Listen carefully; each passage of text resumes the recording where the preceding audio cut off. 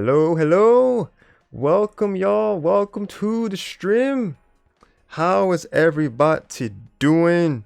Switches over to here and continue to have you guys be on screen with the chat. Welcome to the stream.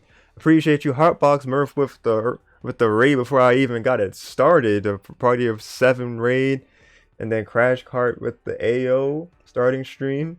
I'll talk about a good choice. It is the best choice. Not really. It's very bad. It's just going to so many streamers. Like, oh yeah, starting stream, my favorite show. But thank you for coming through the stream. Shadow Mewtwo coming in chat as well. Thank you. And DSL Mad says hola hola. Everything good? How about you? I am good. I am doing well. I am ready to see some more Pokken tournament action. I hope you guys are as well. And to properly introduce myself, hello everybody, my name is Darsheen, aka Yoshin96, and welcome to some more Pokken Tournament DX Road to Greatness coverage with the Road to Greatness number 44 top 3. We got Aldrake, we got Kolarbear, and we got YaBoy. But that's not all we got. On commentary with me yet again, we have the homie, we have Aberration. Show him some love. Hello, everyone. Hey, good evening, guys. Looking forward to being on the mic once again. And this should definitely be an interesting evening as we have a little bit different of an arrangement in finals that we usually do. I was looking at my bracket, or looking at the bracket when I got back home from the gym, and I almost had to do a double take and wipe my eyes to like see what had happened. And I saw TC, unusually enough, was not in the top three, but uh, um, as TEC kind of tweeted out a little bit ago, it seems he was running a couple of his 3v3 team members in bracket tonight, which is probably why he dropped out earlier than usual. He tweeted out a clip earlier on his Twitter with the Charizard, and I assume he might have also tried to run the Weavile at some point as well. So I wouldn't be surprised if we saw maybe a couple other characters, since we're getting fairly close to nationals here in a month or so. Mm-hmm. We might end up seeing a few more characters that some of these players are going to pop out. Oh yeah, you love to see the experimentation in terms of characters. Like you said, that's why we saw the man TEC go out as early as they did, using the Zard. Apparently, I low-key wouldn't have minded seeing that, seeing them try to go for the Zard in this bracket. But they still got Oh, on the top 8 graphic anyway, more than likely. Oh, not the lag, not I'm like sure. this. Uh-oh. OBS Are we trying to fight. lagging? OBS fighting me. I thought I was past this. Crash said, "Oh god, not the lag, not the lag." Before we even begin, no Oh, router, no. you good? Yeah, the router looks fine. Oh no, it's And even flash. after you rebooted it twice. Rooted it twice, dude. Oh god, connection, yo. Let's not. Maybe we'll switch to the other connection. So it might like this may still the stream for like 30 seconds to a minute, but hopefully it does not have it for too long. It probably won't even kick me out of the Discord call with Aberration. It might just stop the stream for a bit because OBS trying to find something to grab onto. So let's switch over connections real fast, and I will be right back.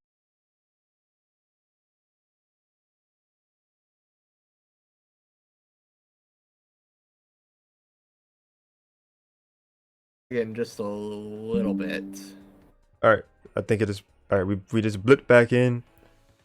All right, chat, can you hear me? Can you hear us? Testing 1, 2, and 3. Want to make sure things are okay before we get started. I'm gonna go ahead and put this up and get ourselves ready to see the first set. Oh, Dev Team is here, yo. And then Aldrake themselves say yee. Yo, welcome Dev and Aldrake to the stream. Let's go. How are y'all doing? Alright, title overlays. Looks like I gotta move the chat back into let's see, if I go to this, I'll move this chat in favor of this chat. There we go. That's not confusing at all. Okay. Yo, what OBS, what's happening? Uh-oh. I look down and it went from having, you know, no drop frames to 20% and it's like 400 plus, but it seems to have like capped there. I'm gonna start this before it tries to go more again. Jesus Christ. Alright, so we're gonna start things off with winners final between Aldrake and Kolarbear. Y'all ready? Because I am. Let's get it.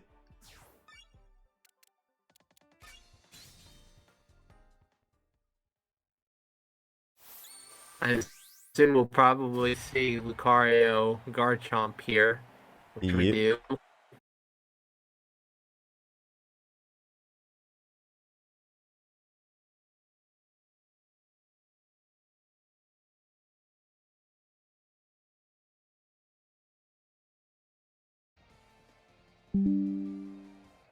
Reconnections.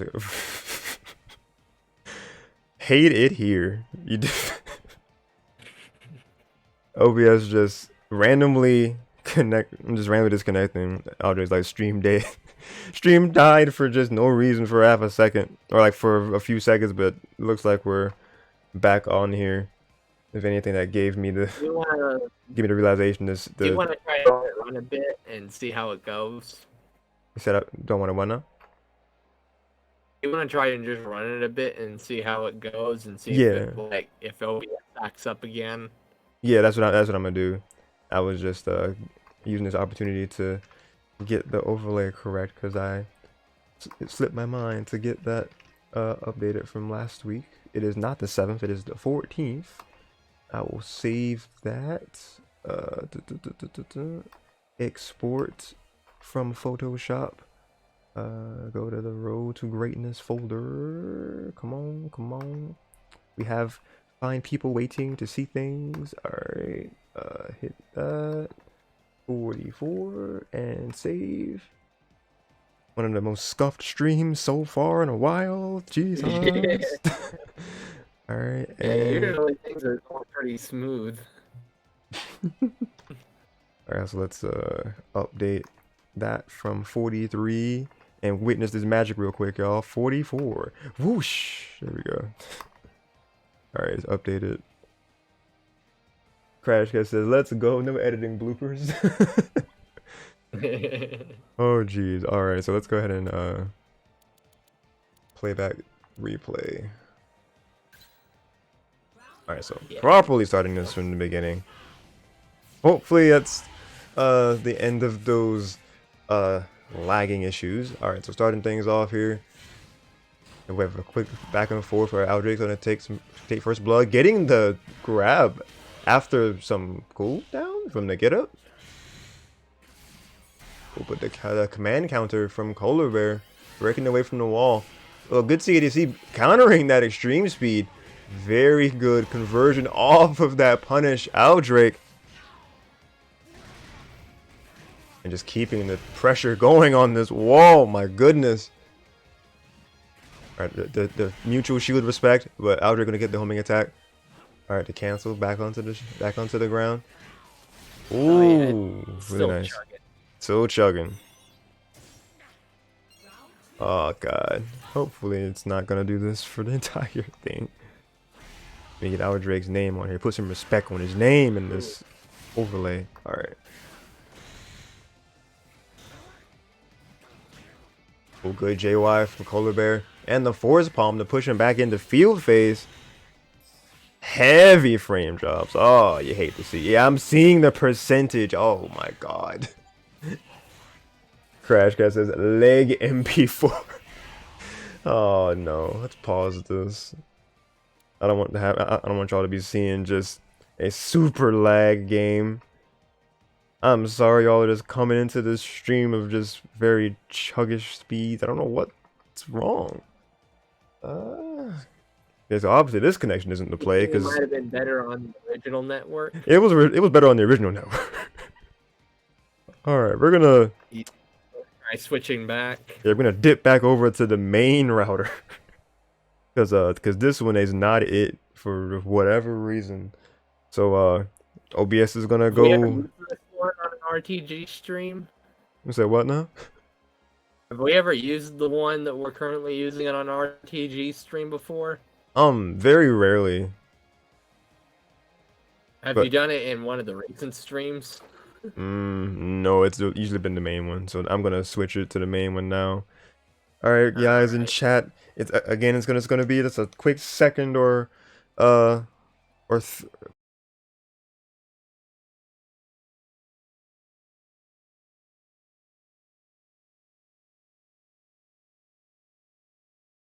because the first round, like we got through it.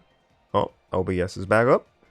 Okay, can you guys hear me before I start round 2 over again? Because round 1, I'm not sure how well it played, but we've watched round 1. I don't want to like start it backward from the complete beginning. But let me know if you guys want to see it from the first round, or just from the beginning of the second round. Let me know. Let me know. Gotta love sentence cutoffs. What did you first hear, Crash? Oh. Please help. What did you last hear?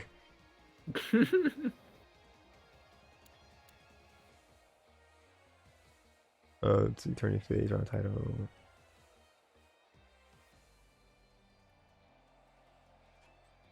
Alright, just I thought it said something else, but it's just up there on the stream. Yes, gotta love them sentence cutoffs. Wonderful viewership. I was just asking, should I just start it back from the round 2 since we did see the round 1, or if the round 1 was actually very laggy for the stream itself. I'm fine with showing it over from the first one. Crash is just gonna wait a second, or maybe three. Just gonna wait a second or maybe 3 for what? Infusion intensifies.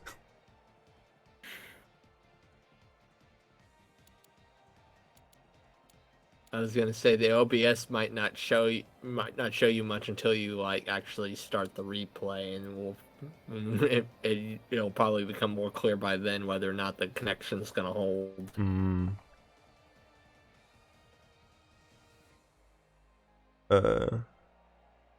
YaBoy, YaBoy just kind of shows up and chat's like, show around when I was getting food. Crash is the cutoff. Just gonna wait a second. Oh, no. We're still getting cut off. No, I'm not sure because they just said the cutoff. Also start from. Okay, so they Crash also says start from round 1. Okay, so we'll start it from the very beginning again. Yeah, let's just redo round 1. Alrighty, righty. Yeah, just hit playback replay. Yes. Alright, apologies for people that have already seen it, but we got a couple more. Well, we got YaBoy here now. Food. welcome to the stream. Alright, let's start this from the very beginning. We got a proper overlay too, so you know that's better at least. Alright, so starting it from the beginning. Kolar had the counterattack to start things off here with the 8x. And Aldrake trying to get the JX. Alright, we're gonna get the drop down, and that grab. Can you explain that to me? Like what? Like. So he got grabbed right at the end of the active frame. So it was a super meaty grab. Like he timed it that it was like at the very end of the grab. That's what you saw there. Gotcha. And keeping this insane pressure going with that grab into that wall drill. All right. Field phase, and just Kolar is just having all this pressure on them. Only a slit of their health left, and that's gonna be the first round going to Aldrake. Round 2. What is the answer here from Kolar? Alright, side wide will start things off. Alright, some bone rush action here, but Aldrake gonna rush in themselves. Okay, the command grab not gonna get them. But Force Palm will send them into the field phase. Aura Sphere gonna shield it.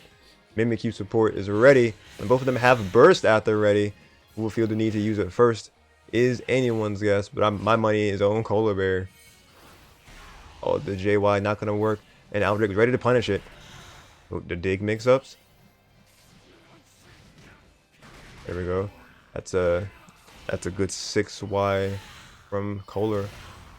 And Aldrake popping them up, getting a combo starter. Oh my god, that damage is insane. Evening it up. The Mischievous, and there we go. Kolarbear having to go for the synergy burst. Had to take advantage of the extra bits of energy they can have. Extra bit of power they can exude, but Aldrake was having none of it, taking that second round convincingly. That was a nice uh I don't know if you noticed at least the match footage on my end looks a lot better now that Mhm. we've switched back to the main network. I don't know if everyone else in chat saw the same thing, but from what I'm seeing, it's Yes. looking a lot better. Yes, let us know, please. But as far as the breakdown from that, like Aldrake, they were down in that second round, but they were able to just close that gap like it was nothing with just a quick combo or two, and it was just it seemed like it was over before it could begin as soon as Kohler went into the synergy. Yeah, there was a couple of really good moves that Aldrake made there in that second round. Particularly, what stood out to me was when you saw Kolarbear try to establish some pressure in the corner with the 6x chart with the charge 6x. The first thing Aldrake did was on after blocking that was go into the jump release X, which pretty much beats out a lot of the options uh, that Kohler could have went for in that situation, because if he went for the 5Y, it would have whiffed during the jump. Uh, or if he went for a 2Y, it would have went over the 2Y. Um, it would have, if he tried to catch the jump with the 8Y, the drill, the drill would have gone through it. And that's actually one of the things that can kind of make this matchup actually kind of dicey for Lucario, is that if Garchomp tries to jump in on him and react with the 8Y, the Release X will go through it, because Release X has projectile invulnerability, and Lucario's 8Y is treated as a projectile. So that was some good bit of Mm. knowledge there, and also a good decision to take his turn back by Aldrake. We'll see what Kohler does in response. And Kohler starts out with a really good perfect block in the field phase, leading into this punish from the full off the 6x conversion. Yeah, this damage is definitely flying both directions now that Aldrake's turning themselves on, getting in the tech there, and adding some extra damage on this wall. Oh my god, just like that. Now Aldrake is in the lead after a strong start from Kolarbear. Alright, so mutual shield for a second. Tried to get something out of that jump, but they were clipped before they could get something going. Aldrake's going to have that first round in their claws. What a rush. Ooh, gonna get picked off in the air. Oh my god, the camera angle of that. 2 times? And the pizza cutter to end it off. Man, what a string. And then the grab gonna force them back into the field phase. Aldrake is taking no prisoners here right now. The Mimikyu support. Not gonna get the grab. Gonna get the command counter to push him off though. Oh, the extreme speed. That's definitely a punish. Ooh, good anti-air from Kohler really fast. Oh, the grab, not going to be the best decision in that moment. Aldrake's going to get a critical hit and a bunch of damage off of it. Alright, the synergy burst. Kolarbear going, have to go in here. Alright, the enhanced homing attack. Ooh, very good extension of his combo, using the nature of synergy.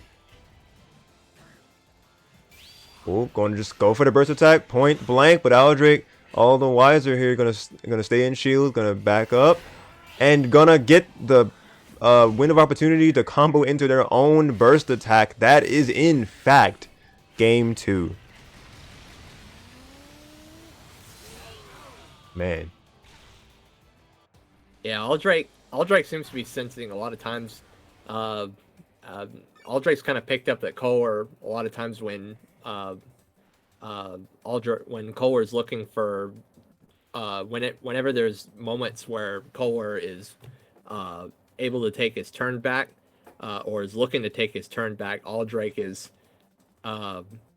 uh, using certain options to kind of beat out what Kohler is trying to do. Oftentimes, when he's trying to take his turn, for example, when a lot of times when Aldrake would go in and start some pressure off of Dragon Claw, you saw a lot of times he went into the Stone Edge cancel Hmm. because he was anticipating that a lot of times Kohler was trying to do something like an 8 wide to get him off him, uh, and that let him or when Aldrake and Aldrake was anticipating a grab. Whenever Kohler would try to take his turn back, he'd get hit with like the jump X and eat a crit damage into a full combo. Hmm. So uh, and just even one or two of those kinds of interactions, because Garchomp has so much damage output, can really be crucial for kind of deciding the outcome of a round. So that's kind of a lot of what we're seeing in that second game. We'll see if Kolarbear is kind of is going to try to be a little more hesitant. We'll see if Kolarbear maybe tries to slow down, uh, maybe taking his turn, or maybe wait for Aldrake to do something and look for a specific option, or if we'll see Aldrake kind of continue this momentum going into the third match. Yeah, definitely. Just echoing what you're saying. Definitely, should see Fuller go for a little bit less of the brave plays because that's what's getting him in the attack triangle situation and getting these critical hits in Aldrake's favor and getting these strings off of it and starting off this third round off one of these reads. But good tech from Kolarbear, not gonna get a punish off of it, yo. Alright, he was managing his space a little bit with those dashes, but Aldrake closing in the distance and then just all this damage output, just like you described. But the extreme speed from the corner going to be a critical hit. Ooh, try to go for the grab read, but the tech was there. Oh, that, yeah, it's a punish off of that extreme speed. Going for that a lot, I'm noticing. The extreme speed going to miss because the dig. Oh my god, just perfect calculations with these projectiles, having them stuck and coming in for the punish. And Mischief is being forced to keep them in the corner to add on that extra bit of damage, taking the first round. Goodness, Yeah, Aldrake. yeah, you saw in that last round there was a time or two when Kohler was anticipating a reset or an aggressive option that Aldrake was going to do to try to steal his turn back, and that's when you see Kohler pop the E speed after the tech grab, or try to press a button after the Dragon Claw, anticipating like a reset into like Sand Tomb. So, except Aldrake this time gets the call out with the E speed. Alright, but let's see what we have in terms of the synergy battle here. Oh, that's a punish. Kohler definitely rushed in there, and Aldrake was quick to see it. Yeah, he was. Aldrake was standing off pretty far, just right outside Lucario's. He was like right at the perfect spacing to be right outside that 6x range. So, well, he reacted to the startup, but at the range he was standing, he might have been able to force the whiff anyway. So we're seeing quite a good bit of knowledge, matchup knowledge here from Aldrake as he goes and takes uh, that last round to steal the set. So that'd be, I believe that's game three, right? Yeah, that was game 3. That was such a quick Yeah, set. it My was. goodness. Ayo, Yeah, Crash Cat, thank you for the follow. Appreciate it. And I do believe that is a compliment in your direction there. They're saying listening to I'm learning so much about interactions just by listening while I'm playing. So there you go. That is our man Aberration on the mic with the color commentary, giving you the information and like seeing it, how it plays out with analyzing like what he's seeing both players go for and just giving us the knowledge on the moves themselves. yeah. He also plays Lucario himself, so he's familiar enough with the character and all of his tools to know like, okay, what is Lucario gonna want to go for in like this particular situation? What can I do to like beat this in this situation? So I mean, yeah, like your boy says here, uh, Aldrake certainly is going to be one of the players who's more familiar The matchup, with yeah. the Lucario matchup. You saw another thing I saw was a lot of Lucario players. What they'll do when they're charging up the 6x to start pressure on Oki. Mhm. You saw Aldrake charge up the counterattack to initially armor through the 6x, and immediately what a lot of Lucario players will do to anticipating they're gonna charge up for the release is they'll go into the extreme speed cancel to beat out the release of the counterattack, which will work if your opponent is in the corner, but if they're not, um, your opponent can actually get out of the E speed follow up with a backdash, as we saw Aldrake do there in, I believe it was the second game. Uh, in that situation, it um, might have actually been in um, more in more in Kohler's favor to go for Bone Rush instead. Although it really depends on the timing. So, Mhm. but it that was a good piece of not only matchup awareness but also like situational awareness as well from uh, from Aldrake to know in that situation he was going to be able to backdash out of that, and he also got a huge, but he also got a huge punish out of that as a result too. So just little things like that all kind of added up as we saw in that match as Aldrake was able to put on a pretty dominating performance in that set, taking all three of those games. Dominating is definitely a word I would use for that performance for sure. And then Aldrich was adding into the conversation about the knowledge of Lucario. They were saying technical aspect, yes, that they have, but Roxo knows just as them, just as much, if not more experience. I'm just the bigger nerd. We love nerds out here. We are all just nerds together. We all I mean, homies. if you really think about it, all of us in the FGC are gigantic nerds. Like Indeed. even the ones that aren't like lab monsters or just like writing writing their own personal thesis about specific tech. We're to the perspective to most people, we're all a bunch of nerds, kind of just sitting around here doing our own thing. For sure. And then your boy was adding into that, says that Altric has knowledge and Roxo has instinct. And instinct is usually more dangerous in their opinion, but knowledge is power. I agree with all those sentiments. But speaking of your boy, they are going to be featured next in Losers Finals here. Kolarbear and your boy. Let's see what we have starting off. I assume we'll probably see Lucario Mewtwo, but who knows? Might see the owl again this time. Oh no, it is the Mewtwo. You called it. And Crash said that they used to be nerdy about this game too, but I took about a 2 to 3 year break from the game. Same, exact same, probably 4 years. Like, yeah, like 2 to 3 years at least for me as well. Riggs definitely got me back into the game of helping them showcase these games. So yeah, I love to see it.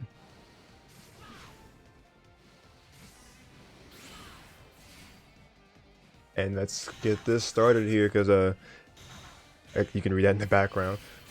But yeah, boy, going in with a bunch of homing attacks, but Kolarbear fighting him back off from the corner. All right, that command counter is, well, that counter attack is not gonna catch you, Kohler just yet. The anti-air will catch him with the JY, but the air dash gonna have him back on the air, back on the ground safely. Excuse me. And the JY is into a very nice string. Your boy adding this damage, ending it in the JX. Alright, Frogadier support, and Mimikyu gonna help get some counter out.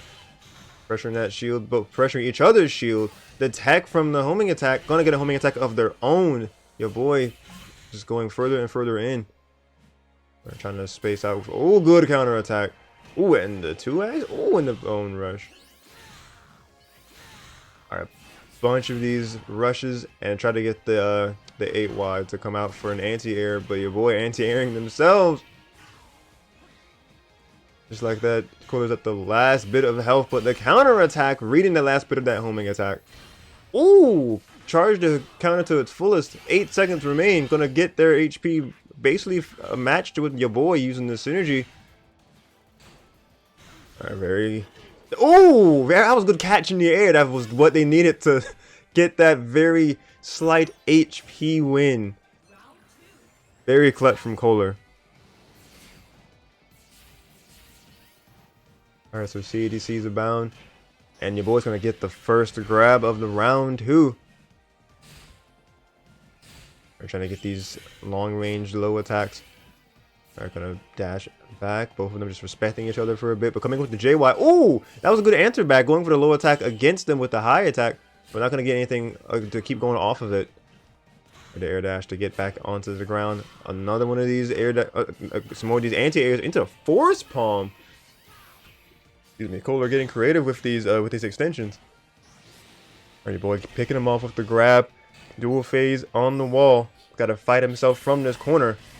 Ooh, Mimikyu was the savior in that interaction. Gonna get the debuffs on your boy there, but gonna have Eevee restore most of them right back. Alright, the JY. And just keeping it going. Very quick damage add-on. Oh, just misspaced that grab, and Kolar was able to punish it with that counter. Alright, rushing in with some big hits of his own, but your boy getting that synergy. And when Mewtwo gets it, they have to make the most of it, and that they did! Using the extra bit of power behind that, tying up this game for the final round. Oh, the counter very well timed from your boy, sensing the second hit of that was going to be going into the regular paced third hit. Ooh, they tried to get the 8x, but not going to have it land. Tech up with that grab, but the counter will land. Ooh, jumping over the grab attempt. Very nice. And the 6x conversion starting it. There we go. The 8y going to keep it going. Just like that. Less than half HP. We're going to see it see through his aura spheres. See it seeing around your boy's projectiles. Alright, the command counter. Just throwing the entire moveset at this man. But your boy was able to counter that last part. Alright, the grab gonna make its connection. Back in the field we go. Aura sphere. Try to catch him on the get up. Ooh, very quick ADC into the grab. Just immediately sensing that counter was coming out. Just very quick adaptation from both sides in real time right here. Ooh, the grab, catching him when you were dashing back. Really good catch from your boy. The fire spin, trying to catch him on the wake up, but gonna use the burst to get out of that situation. Very dicey there for a bit. Alright, was going for the safe of the safe shield, then burst attack option. Oh, the enhanced homing attack, going all for it, but your boy, the mix-up. Ooh, the sweep, taking the final bit of health Lucario had to their name. A very close game. 1? Jesus Christ. That was a bit of a gamble there by your boy popping burst in round 2 there. But he probably felt that it was kind of necessary to do it in the moment to give him the best shot at winning that second round, and he decided to take the risk running without the it ended up it was a kind of it seemed kind of risky in the moment, but it ended up paying off for him in the long run, as he was able to claw his way back in the third round. One thing I saw a lot of in that first match was that Kolarbear was doing a lot of jumping to either a lot. He does it. It seemed like he was doing it a lot on defense, where occasionally it kind of paid off. Or there was a time or two where it paid off for him, like when he did the wake up jump to beat out the grab. But a lot of times, like if you're real up close to Mewtwo like that, and you try to like there was a time or two where Kolar tried to like jump over Mewtwo to get out of the corner, or jump away from him to like reestablish spacing, but he was still within the range of the instant air dash jump Y. That was something that that YaBoy got a lot of mileage out of was catching a lot of those preemptive jumps in neutral, and getting the juggles and getting the jump wide juggles as a result.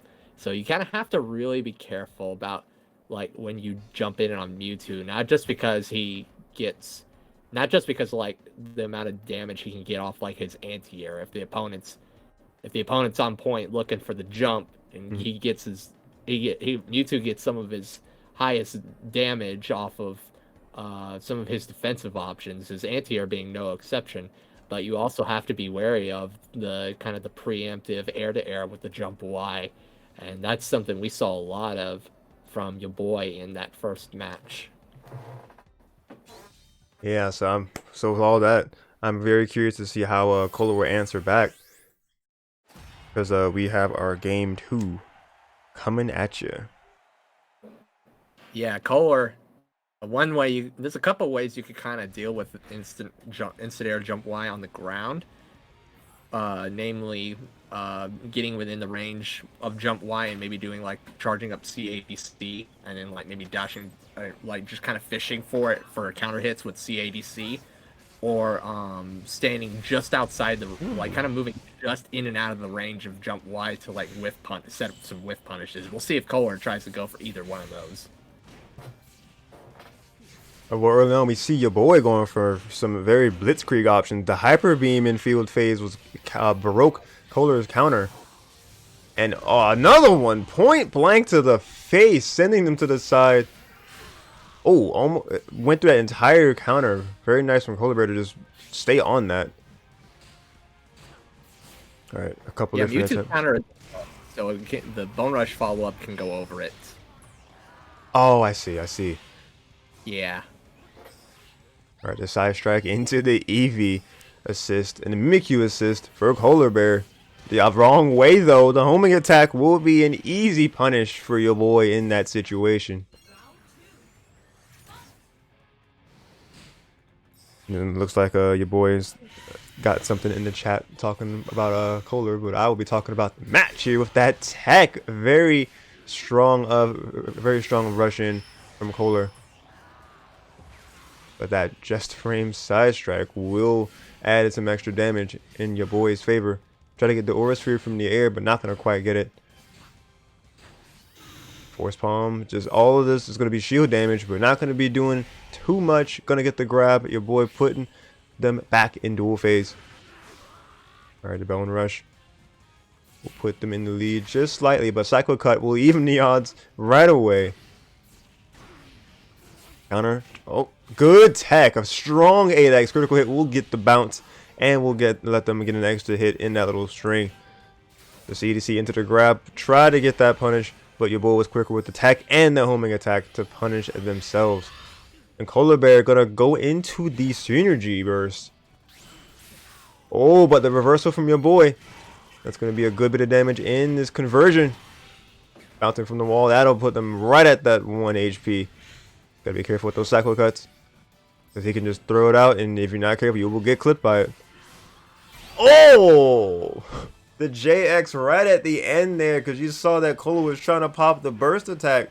Possibly hoping that they would misjudge their landing with that, but your boy was definitely on point with it. Yeah, we saw just like in that situation there, right at the end of the round, we saw your boy making a lot of taking a lot of advantage of Mewtwo's aerial maneuverability with the air dash. We saw we've seen your boy a couple of times in field phase use the air dash to go over the Mimikyu, and because the way Mimikyu kind of tracks, he can like take advantage. He can like as soon as Mimikyu kind of sort of gets in the range of Mewtwo, it'll kind of like go into the attack, but your boy can use that aerial maneuverability to go behind it, and just evade the Mimikyu pressure altogether. We also saw a couple of times where your boy also used it to bait out like some reactionary options from Kohler, namely charging up counterattack, and that's a fairly common strategy from YouTube players as well, is to change the trajectory of their jump Y with like a with like a longer air dash and like cross them up, so it can either go behind the anti-air, because the way cross ups work in Pokken is that there's no left right mix ups with the block, but you can if you have a jump move that has a hitbox behind you, you can jump over the opponent, and if they whiff if you force them to whiff an anti-air, or you get them to use it at a certain time, you can like go behind them, and the tracking, the anti-air will not follow you tracking behind them, and sometimes you can beat it out going to that way, and that's kind of something we saw like just with YaBoy making use of that aerial maneuverability. It's especially useful against Lucario since his counterattack is a mid-low, so it is vulnerable to those jump-ins, and that's one answer that you can also, since it's not uncommon for Lucario and other characters to kind of be fishing for some some critical hits with the CADC to beat out the jump Y on the ground. It's not uncommon for Mewtwo to kind of like for Mewtwo players to sometimes wait for the Lucario to charge up a counter attack and then react to the charge up with like the jump Y and like cross him over and then beat him out with like the extended active frames of the jump Y and get a conversion off that or something like that. So that's something you see a lot of times in this matchup as well. Okay, definitely a lot to take into consideration, especially with players of these two fine caliber we have on display. So let's see what Kolar can do to try to get themselves at least on the board here, or will we witness another 3-0 right before our eyes? We will see right now. Starting with this round, the Aura Sphere will connect in the very beginning here. All right, blocking the Hyper Beam, that could be a punish, but nope, it's a lot of distance to close in, so you're not going to be able to get any sort of punish off of that. But gonna punish that forward Y? Forward Y, yes. Ooh, ducking the Psycho Cut and gonna get a conversion. Oh, missing the side strike though. Ooh, really nice jump over that counter attack. Kolar's aware of the properties of that set count. He was going for it again, but YaBoy was quicker with the read on the read. The nice Uno reverse card in that quick moment. Ooh, he's got that grab. Yep, CADC into the grab.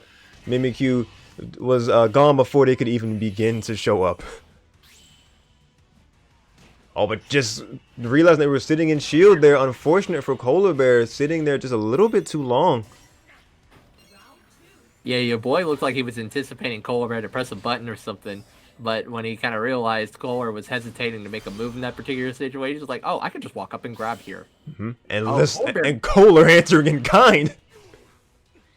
Oh yeah, I was talking about that last round where YaBoy was maneuvering over the Mimikyu, but with the air dash on the reaction to the Mimikyu, you are vulnerable still for a bit on the landing, and Kolarbear was ready for that time with the Bone Rush. Oh, well, good to see that that coming to fruition here, and Kolar getting a conversion here, establishing a lead in this round. But YaBoy determined to not let this go. Alright, that 8x starting something. There we go. The 6Y. 6Y. Ooh, really good extreme speed to combat that option from YaBoy. Kolarbear evening the stakes here. Final round on this game 3. This is the beginning of a breakpoint possibility. They are trying to get themselves on the board or try to get this reverse 3-0. It's not impossible. But YaBoy definitely making it hard. Already having them down to about half their HP. And getting that critical grab that I can only assume that was an extreme speed attempt from Kolar in that moment. Alright, getting that shield up in time against that counter attack. Oh, that Bone Rush was risky. Ooh, just out of distance to not get grabbed. Kolarbear, good anti-air, and gonna clip him in the air with the bone and another hit. Mimikyu support coming in. Who will feel the need to use their synergy burst first? And gonna get that very nice charge counter attack, and YaBoy will be the first to use their synergy. Because if not now, then when? Because Mewtwo, they usually have small windows of opportunities to use it. Oh, that was so close that he didn't get the follow up in the side strike. I do believe. Oh, did he jump over it? But he didn't get the punish. Unfortunate. Oh, the burst attack, so close. All right, the little bit of hesitation there. Good grab. 10 seconds remain. Oh, the anti-air, but gonna air dash the opposite way, gonna mix him up. Oh, the clash. Oh, the grab barely missed it, but they're gonna get the extreme speed anyway. Kolar. Scrambling to try to understand what's happening there. Goodness. I mean, there was a lot going on in that last match. We saw like, where do I even begin? Oh. There was a lot of, if you're familiar with this particular matchup, there's a fair bit of mind games that can go on in a lot of interactions, not just in the neutral but also on block. Like for example, the thing about Mewtwo is one of the kind of the key weaknesses that Mewtwo actually has is that he doesn't have a fast, safe mid. So a lot of times, like Lucario can kind of mix. Certain characters can actually mix him up on block when he wants to try and take his turn back at times. Mm-hmm. So sometimes, like for example, when we saw Kolarbear throw the 8x on block, one thing a lot of Mewtwo players, including myself, will try to go for to take their turn back is either go for like a 5Y or a 2Y, but both of those, the 5Y can be beaten out by like Lucario's 2Y or 2X, and the 2Y can get beat out by another 8X. So we saw YaBoy, instead of trying to go to the high or the low, he just anticipated Kolarbear would try to steal his turn, and he popped another barrier and caught a follow-up 8X to get the crit into the full combo. And we saw little interactions like that kind of happening just all over the place in that match too. And YaBoy was kind of getting the best of Kolar there for a while because he was hitting him with the level 1 and the level 2 knowledge checks. But we saw Kolarbear, YaBoy kind of went ahead and popped the burst early, and he went ahead and also used the not only did he take the initiative popping the burst mode, but he also went ahead and got the Eevee as well, or got the Eevee attack buff up as well. So by the time he got out of the burst, he didn't have that attack buff up. He wasn't gonna have that attack buff ready for him to deal with the burst armor when Kolarbear had it ready to go. So that was kind of a decision that he made in the moment that he might have been trying to just close it out then and there before, or he might have been trying to just end the match on the next interaction, popping the burst, but it ended up kind of playing to his detriment because he went and expended all of his resources when he did, instead of holding on to the Eevee. Yeah, so unfortunate. That allowed Kolarbear to claw, and that was one of the things that kind of allowed Kolarbear to claw his way back and take that third game. We'll take that third game. They did.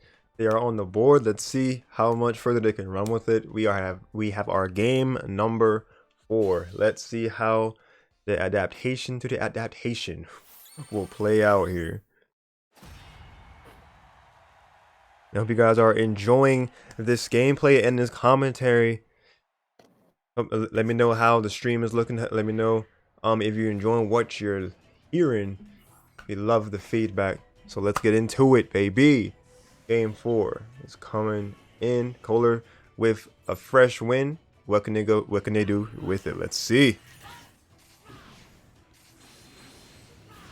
Oh my god, this I can't with YaBoy in these hyper beams just from the distance in these field phases, but they just work, and just like that, half the damage gone from Kolarbear.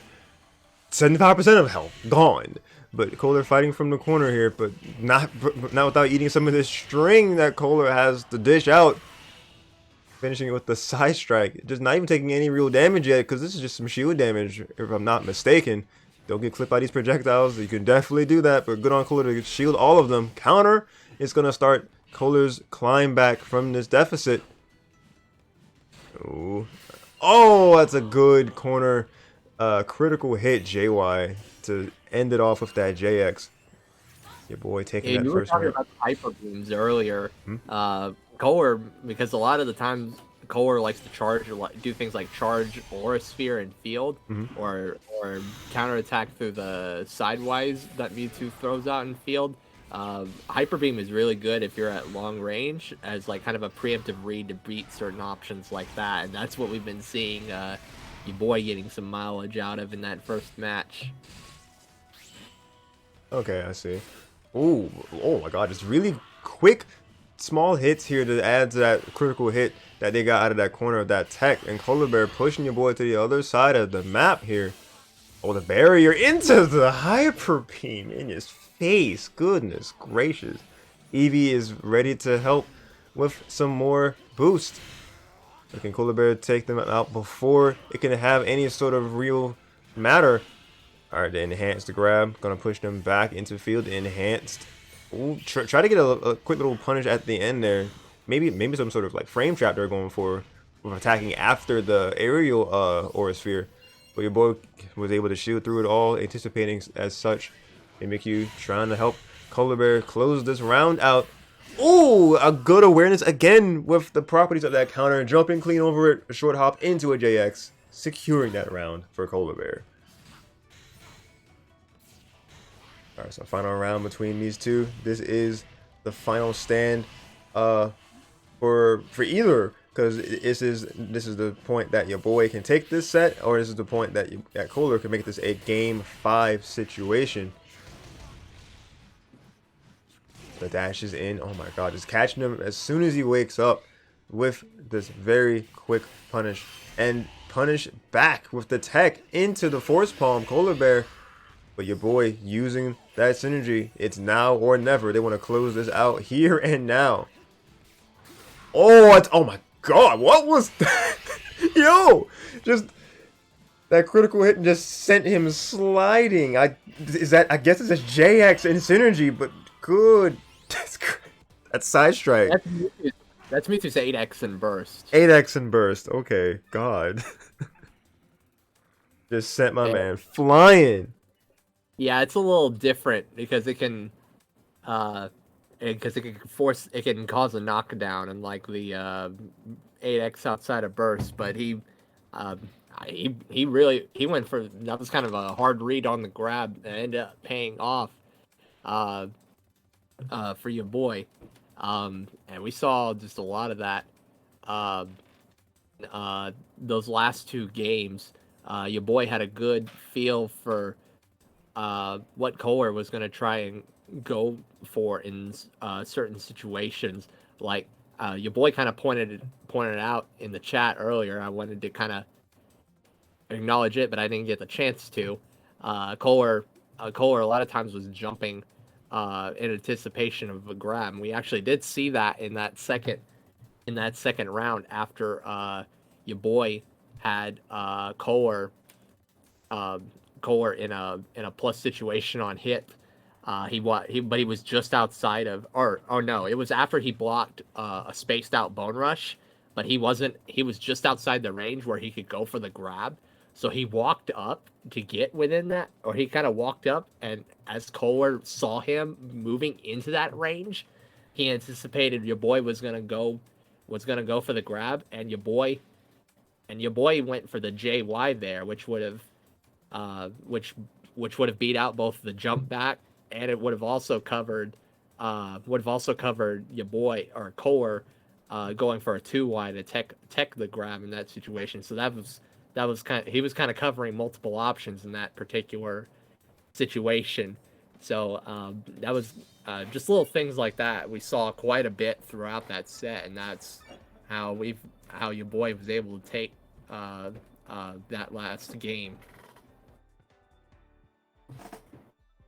Well, yeah, that was just really good awareness and understanding from your boy throughout. Because even though Kolarbear was coming back for sure in burst, actually quite literally, um your boy was just able to just outfox him here and there in terms of having the jump in terms of the attack triangle, and just having like just better spacing in just various situations, getting the punishes that they did. So great job to your boy on getting that 3-1 victory in that losers final. They will be going up to Aldrake here for our grand finals. And I shall be getting those replays myself. Just I'm gonna reach out. We're gonna get those as I speak.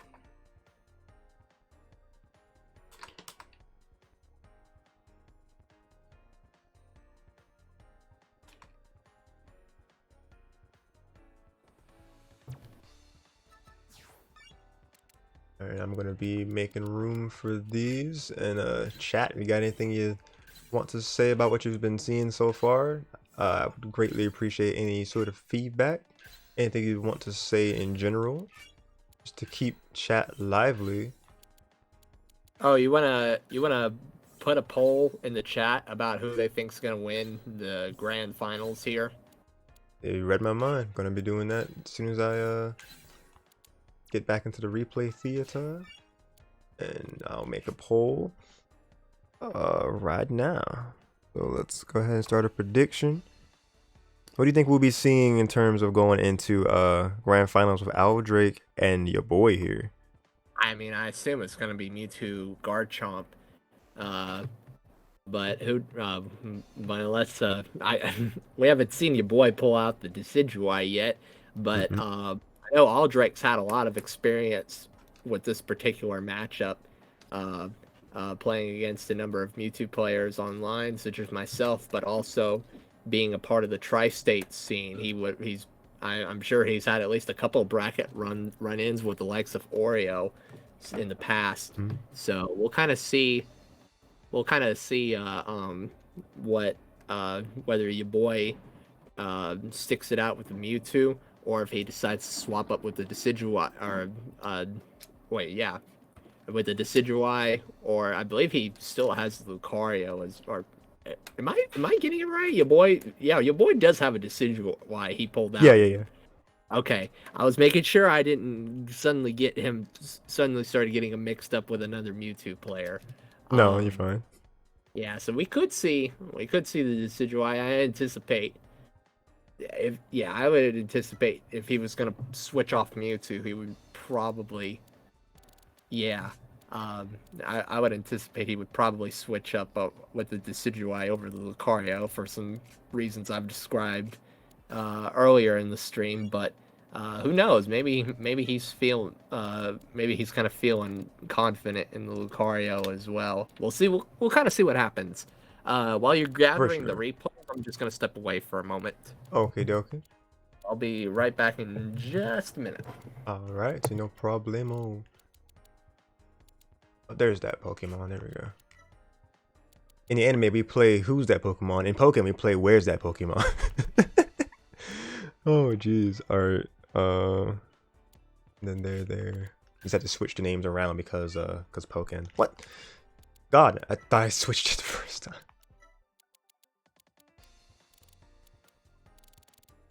Where? Okay, there we go. Bro, what? Oh wait, is it different? No? What am I not getting here? I've switched it a couple times, I thought.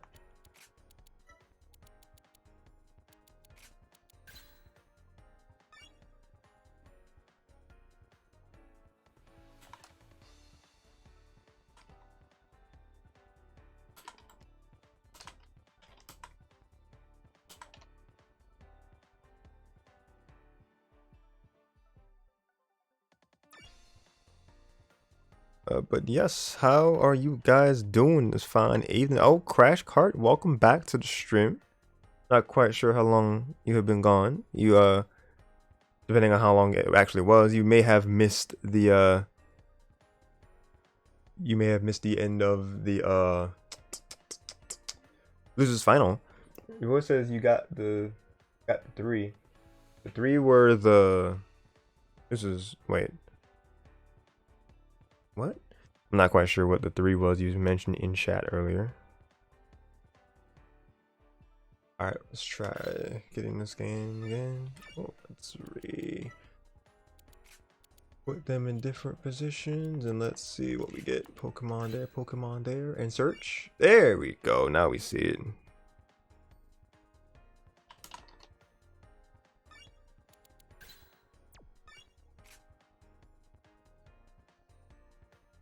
Alright, but yes, we are in fact collecting grand finals replays. So if you're just tuning into the stream, my name is Darshin, aka Yoshin96, and welcome to another Pokken Tournament DX stream, or with Road to Greatness coverage. We're on entry number 44, and we have Aldrake and YaBoy as our two finalists in the grand finals.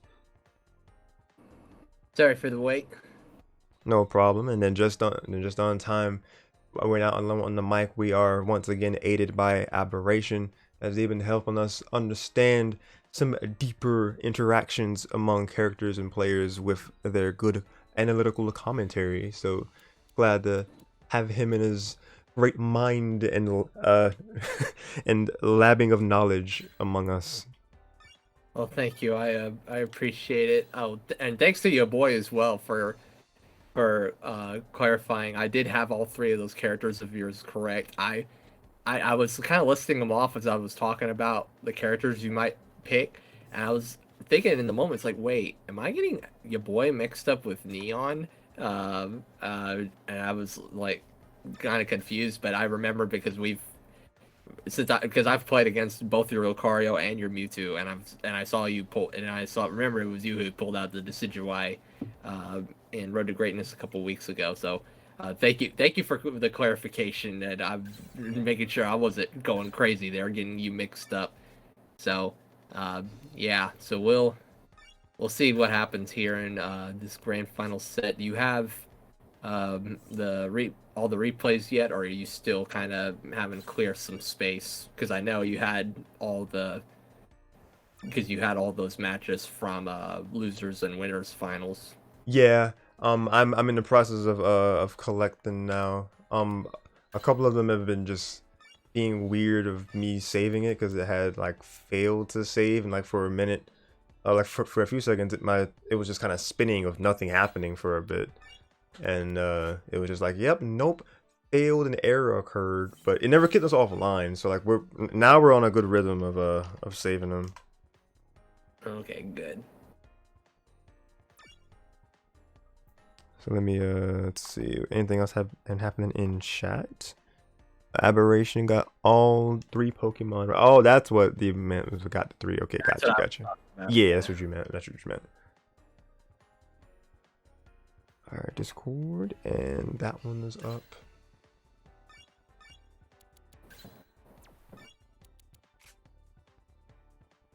All right, while I'm clicking those last few, I do believe I'll run a quick minute ad for you fine people. So don't leave from your seats.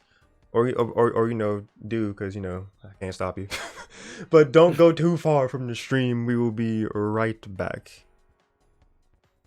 Where's a button here for the ad? There we go.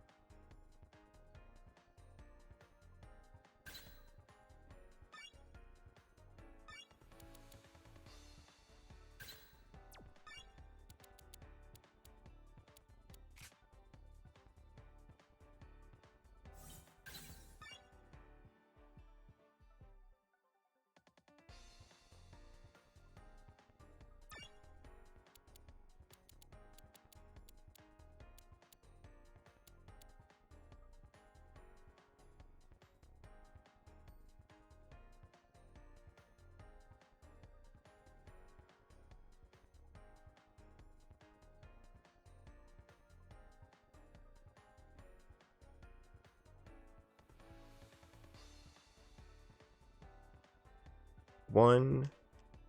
All right. Hello, peoples. Hopefully that you are still here, prepared for this action that's about to unfold. I have all of the replays for grand finals saved and ready for our viewing pleasure. So let me go ahead and change this to just say sensitive information. Grand final time, baby. Let's go. It's gonna be good. And I'm gonna get that poll finalized, because I did start it a second ago, but I didn't hit the confirm because it was going to be a little bit too early. But I let it play out, so let's do it now. All right, place your bets. As soon as I get this up here, between Aura, Aldrake, and VRG, YaBoy. Submission period of 10 minutes should suffice. Let's get rid of this because we don't need 3 options in this poll. Get out of here. I don't need 3. Okay, fine. You must provide an outcome. I actually must not, because it's only 2. There's only 2 people in grand. So we'll start prediction. All right, so got it. And just like that, you can use your acquired channel points or channel eggs to be on brand. And we're gonna be getting right into this. So, not replay settings, saved replays. A little bit trigger happy. Well, more like D-pad happy. Alright, play it back. First game. And just like, you called it the Mewtwo Garchomp. Yep, I wonder. Now, one support I like to run whenever I'd go up against Garchomp is Ninetales, because Ninetales is pretty good at dealing with like us as like an invincible safe wake up option, and Garchomp doesn't have a way to punish it the way he can with like Umbreon or Fennekin. So we'll see what your boy picks here, but he looks like he's going with the Togekiss. Oh, okay, going for the speed. Going for the fast-paced footsies.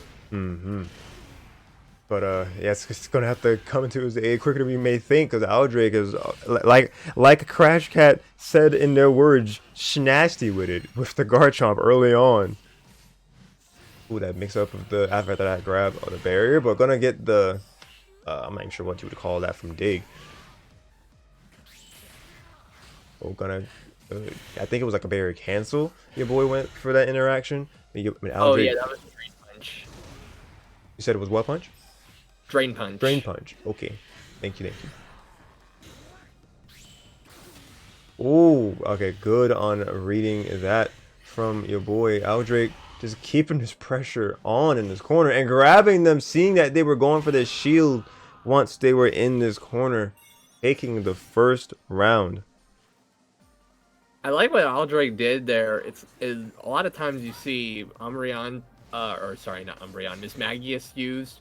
It's usually with Garchomp. It's usually to set up the unblockable with Sandtomb in the corner, but you can also use it mid-screen to like start some pressure that we saw from Aldrake there, letting the Mismagius kind of follow behind him, which prevented your boy from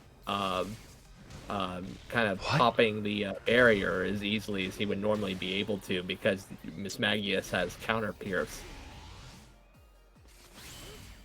Oh, interesting. I was looking at the fact that your boy seems to have gotten like, no, was it somebody got snagged from just a hitbox? I'm pretty sure your boy got snagged from like a swinging down hitbox from Garchomp. I didn't think it would connect, but it did. Oh yeah, the Running Stance X has kind of an unusually large hitbox, like above him and behind him.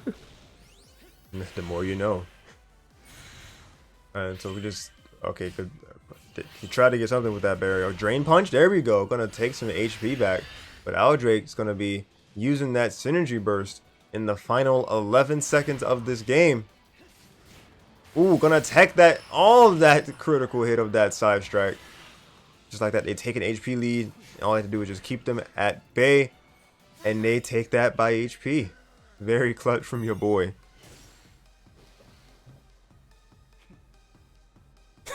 Crash is kind of having um a voting crisis in chat.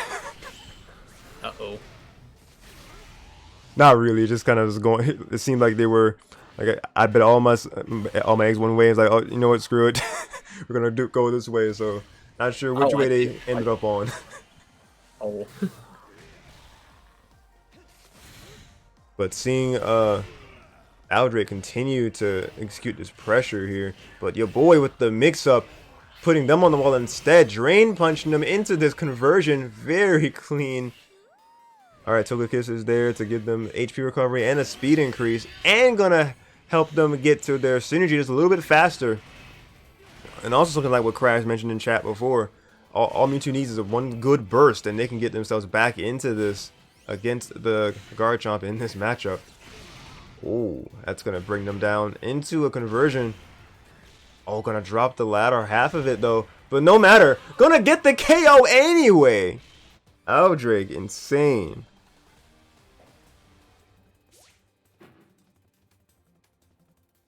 Alright, first game of Grand Finals goes to the Garchomp. And what do we have from there?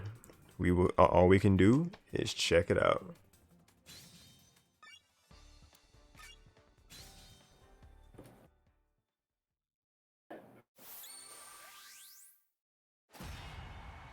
It seemed like they were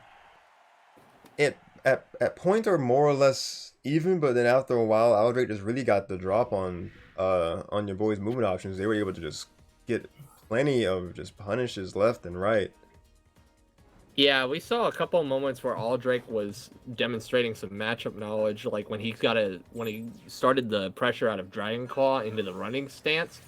One thing Mewtwo can do to like deal with both a reset into like or like the mix up with Sand Tomb, as well as the extended pressure from like a jump release X, you could use like an 8Y, which is a good option to deal with both of those. And Aldrake, anticipating that, went into the dig to low profile under the 8Y and punished the recovery with the dig follow-up. It's movements like that secured that first victory. So we'll see if Aldrake can keep that momentum going, or will YaBoy start to adapt back as we're seeing here. Great counterattack in field phase. Oh, that's gonna be a punish for sure. Ooh, right in the chest plate or something. Whatever Garchomp's anatomy is, that's gonna be a round for YaBoy. Alright, so okay, good projectiles. Just gonna clip him there, start some damage. Homing attack. It's gonna open it up into the first dual phase. Oh, that's definitely a punish. Going for a lot of those. I don't know what that notation is when he drills up. Oh, that's his release X. Release X. Okay. He was going for a lot of them in that first half of that round, or first part of that round. The mischief is. Well, he might have been to jump, or he was getting like a preemptive read on a jump Y from Mewtwo. So that might have been what happened there. Ah, I see. Fire spin. Okay, gonna bait them into having to shoot and dropping it and getting the homing attack to close out that game. Two, YaBoy getting the game right after. Both of them actually finished that round with full burst meter too. So that was kind of surprising. We didn't see either of them pop a burst in that second match like we did the first one. Yeah, both of them just mutually saying, "Yeah, we don't need this. Like, you good? Yeah, I'm good. How?" Let's settle this like men apparently, and just not even going into it. Well, sometimes when you're in those scramble situations, Mm-hmm. you might not be aware. You might not be aware that you have like a certain resource at the ready. So that might have been what happened with Aldrake in that moment, was that he didn't realize he had the full burst that he could have used, which I anticipated he probably, especially when he was like one hit away from dying. Right. So I mean, I assume he would have popped the burst then right at the end of the round if he had been aware of it, but he just might have just missed it in that moment. Yeah, that's very possible. But he's still got more than enough ground that he can still make up as it's even right now, and he's on the winner's side. Yeah, so will we see Aldrake continue to get the lead and try to finish this as soon as it begins, or will your boy try to get in here and make an upset? We see this as the second game unfolds. Really solid reads here. The fire spin, trying to make him, just trying to force him into some option, but Aldrake just being, just being one to just evade all of what YaBoy was putting out, and putting out a really strong combo of their own. Just got, before they could do anything, just send them right back into duel phase and gonna grab them back into field again. Alright, YaBoy has the Togekiss support ready.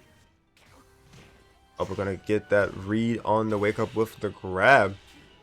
Fire spin, trying to force him into something. The tech from Aldrake. And the grab that will take that round.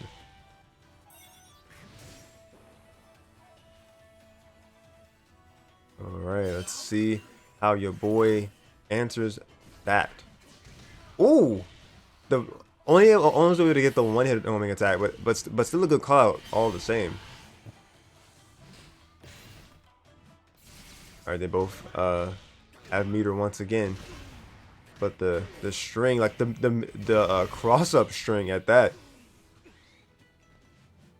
So the release X was what sends them into into the phase, but YaBoy sending them back into duel. The tech from Aldrake, so you're seeing around the anti-air, or through it rather.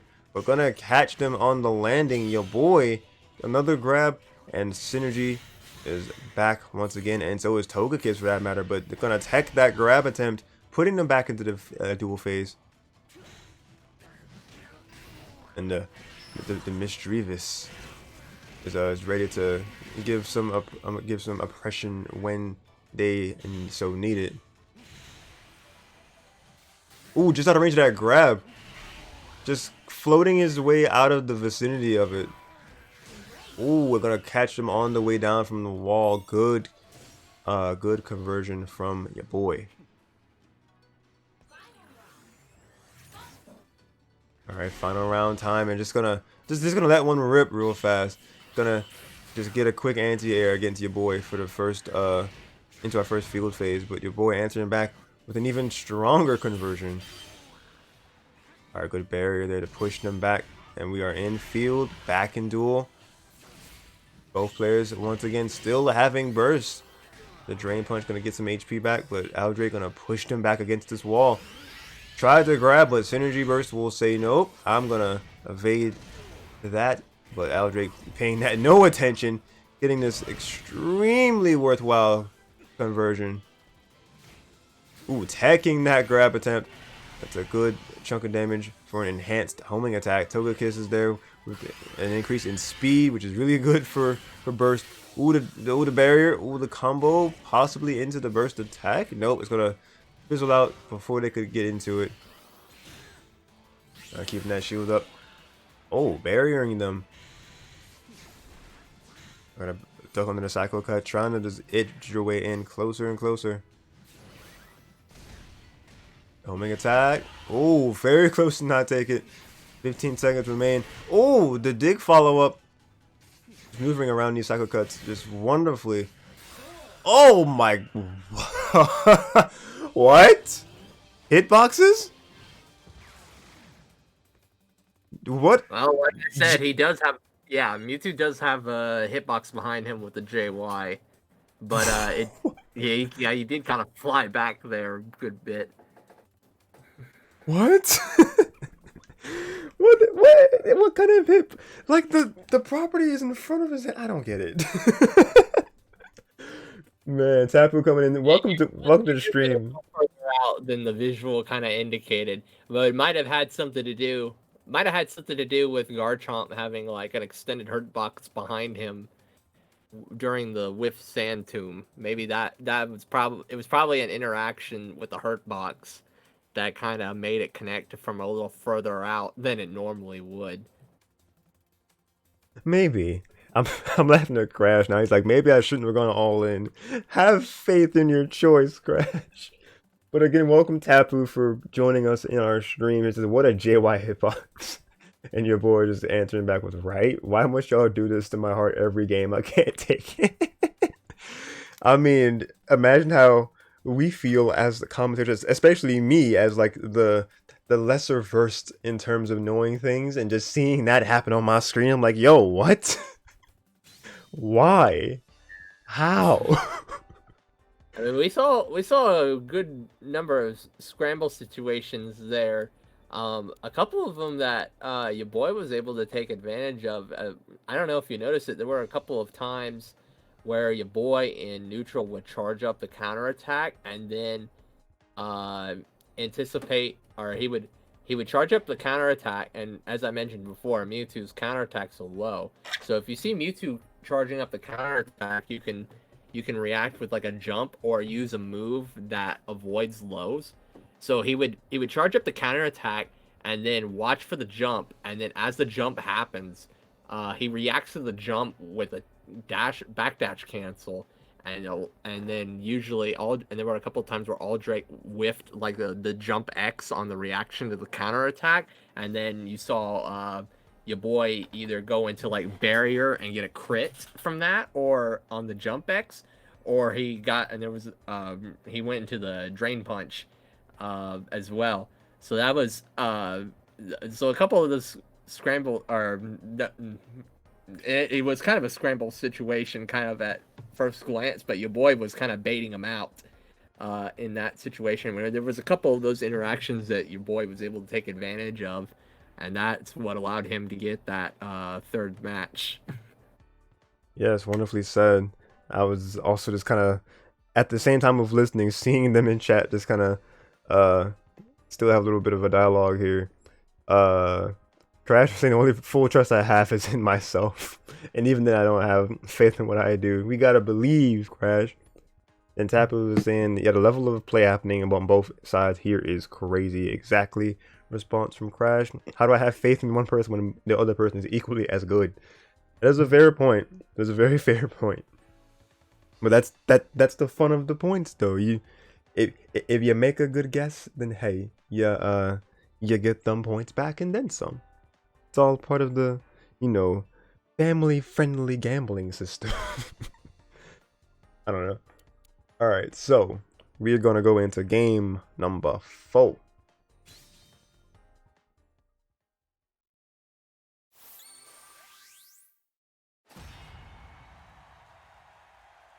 So your boy is actually sitting on a reset point here if they're able to take this next game. But will Aldrake, well, it's not a question about that Aldrake would not make it an easy acquisition.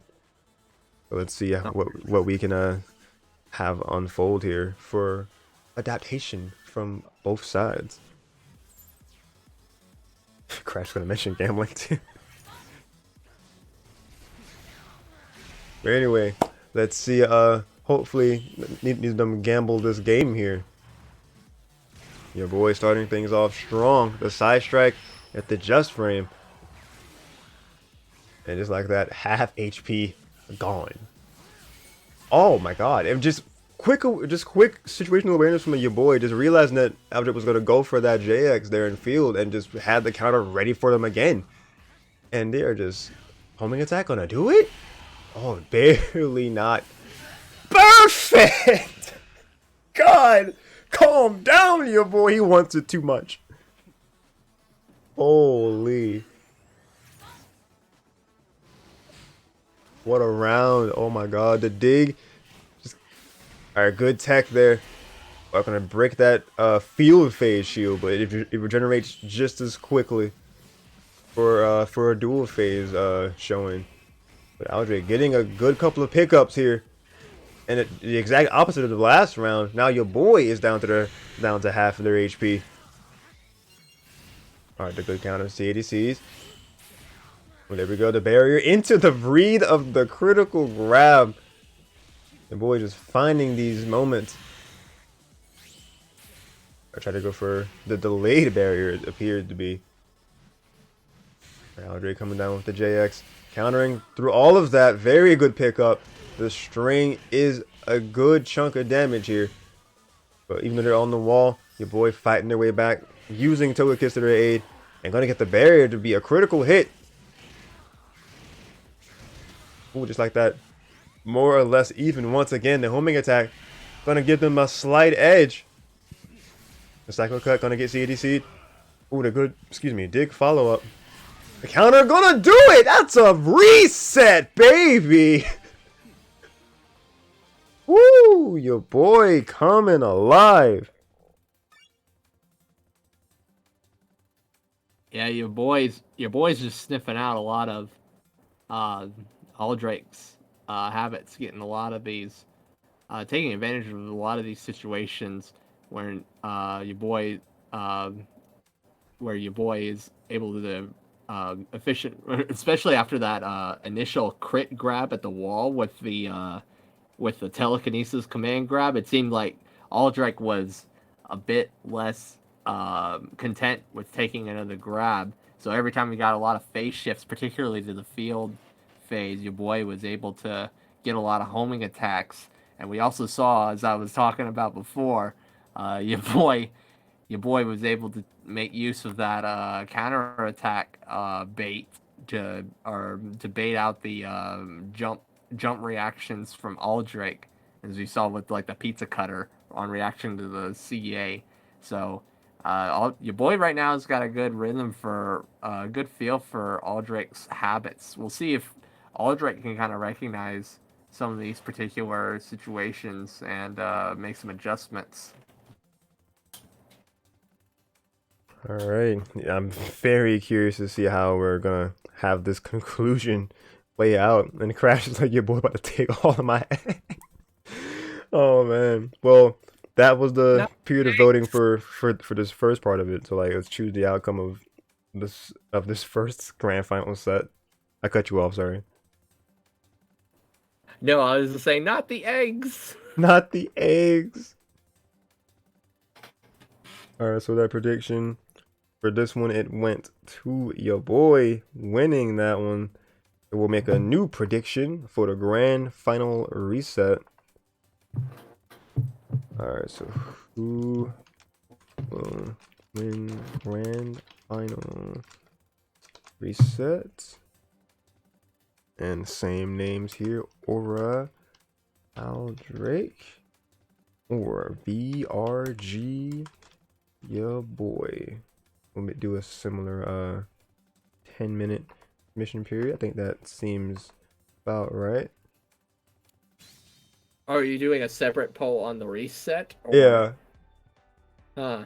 Okay. Well, yeah. I guess that's technically because Aldrake did win that first. Or sorry, YaBoy did win that first set. So I guess if you technically want to count that, Yeah. then that makes sense. All right. So let's go ahead and keep this moving along. Because that was the one that. Yeah, that was that one. Okay.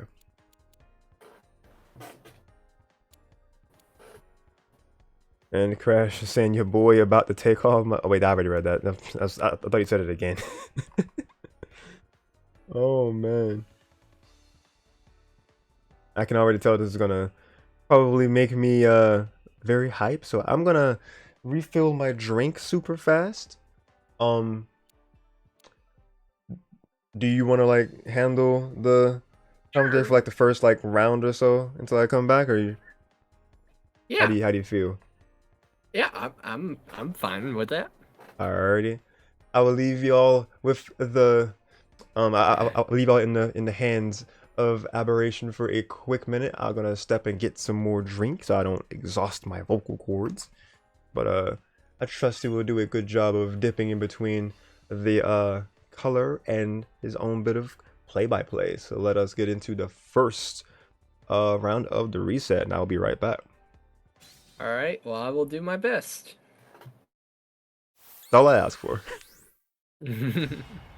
All right, we're going to be going into the first game of the Grand Finals reset. It looks like we're Aldrake sticking with the Garchomp.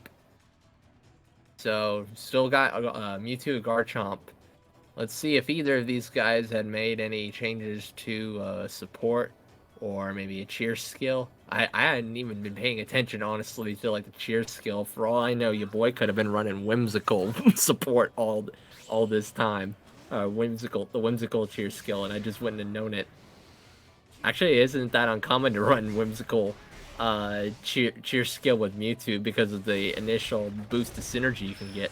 Oh, but Aldrake putting him in the corner here in this first duel phase, but YaBoy shaking him off with the Scythe Strike. Scythe Strike's a real asset for Mewtwo in this matchup because it can force Garchomp off of trying to force the uh, throw strike mix up with Sand Tomb. Good punish on the forward Y off the block. Forward Y for Mewtwo. Oh, but Aldrake gonna catch him with the running X juggle to take the first round.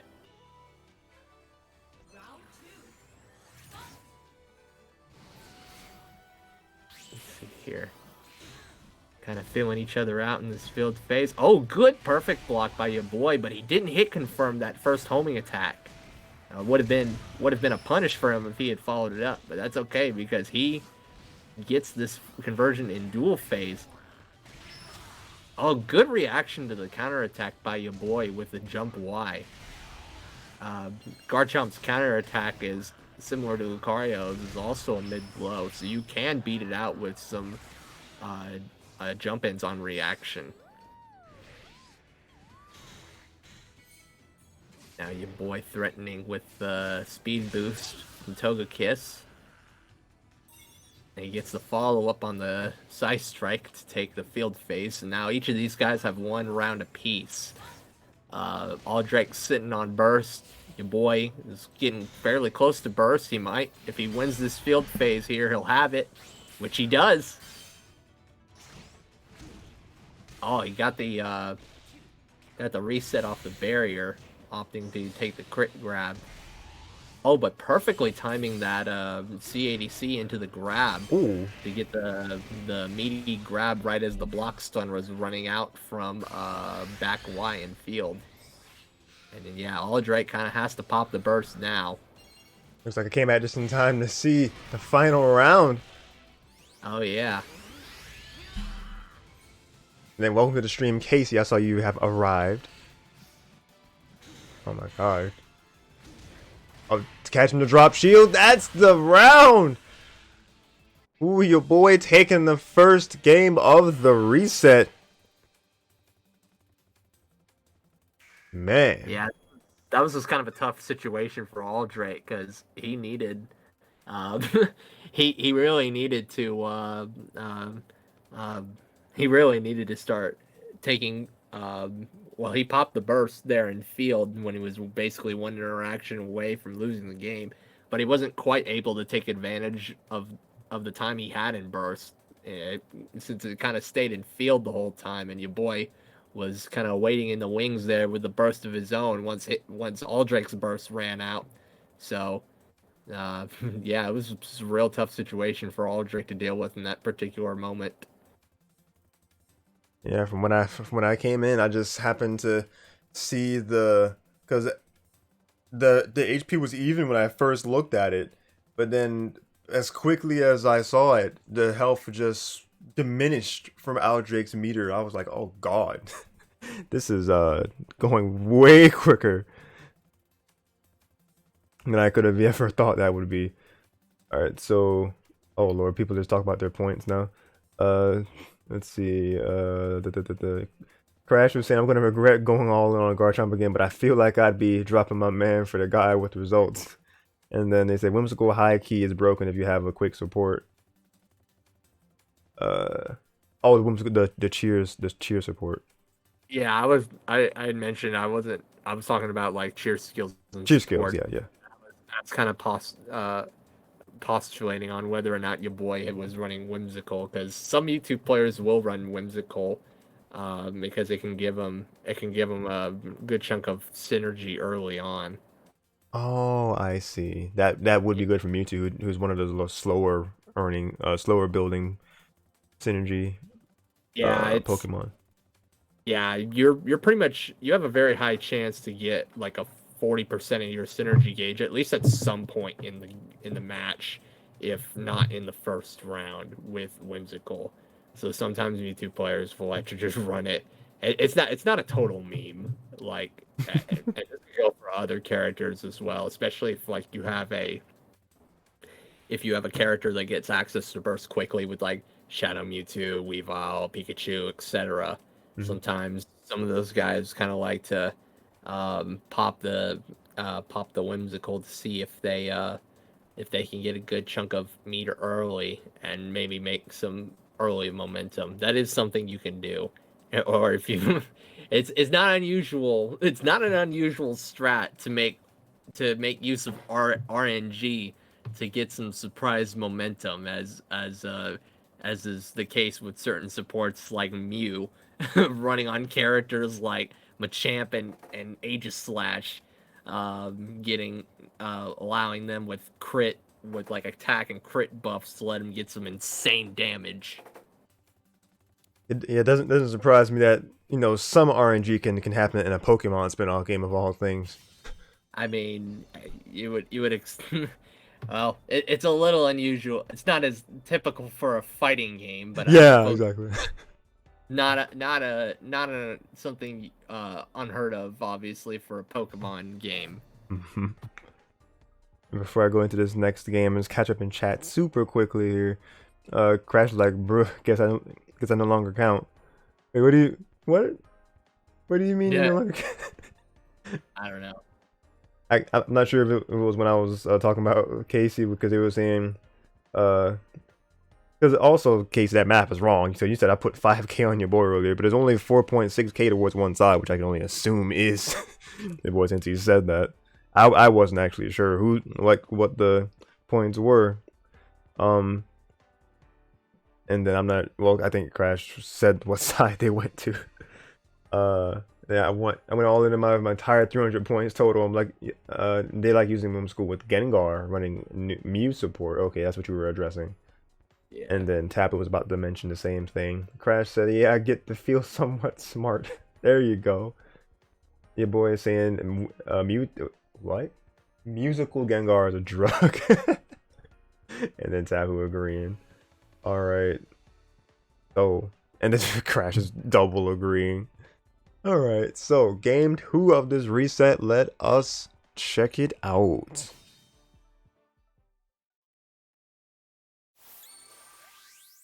Will the will the points that have been put on one side dictate how this plays out, or will we see an upset in the poll? It's kind of funny that the upset in the poll would be the person that was in winners anyway. It's kind of funny how that played out with how much faith went into one side. And Crash is saying more addictive than that tobacco. Let's get back on track here. Wit. Oh, geez, that's the wrong source. Bad face cam. Bad. All right, so because I didn't have a hat on, my hair is unruly. But speaking of unruly, just doing all of this damage on your boy here, Aldrake is saying, "I'm not gonna take this sitting down. I'm gonna get on this board. But it's the last thing I do." Type was saying, "Hi, Tap." You saw a glimpse of me. All right, we're gonna get that grab, pushing them back in the field phase here. Both of them just mutually in shield, just like I dare you to drop it. And Aldrake gonna get the critical hit and a grab to follow up with it. The Mischievous gonna keep the pressure on. What the hit? What? Your boy was trying to jump over the Misdreavus to get Mhm. out of the pressure, Yeah. and it caught him jumping over with Garchomp's 8A. That's what happened in that interaction. Okay. It just seemed like the hitbox was like a little bit bigger than the animation itself, as per usual with some of these moves. Oh, your boy was trying to like outmatch that command counter of Garchomp's, but it wasn't able to do it and pushed it back into field because of it. Gonna grab them and shove them back into duel phase. Both have their burst. Gonna get a good barrier, a critical hit, and leading into a very solid string. Our Togekiss is also to their aid, as is Mischievous for Aldrake. Ooh, a good mix-up of homing attack into grab. Baylor hanging on to the last smidge of health. Oh, the crit. There you go with the tech. Your boy taking that, making this a 1-1 situation.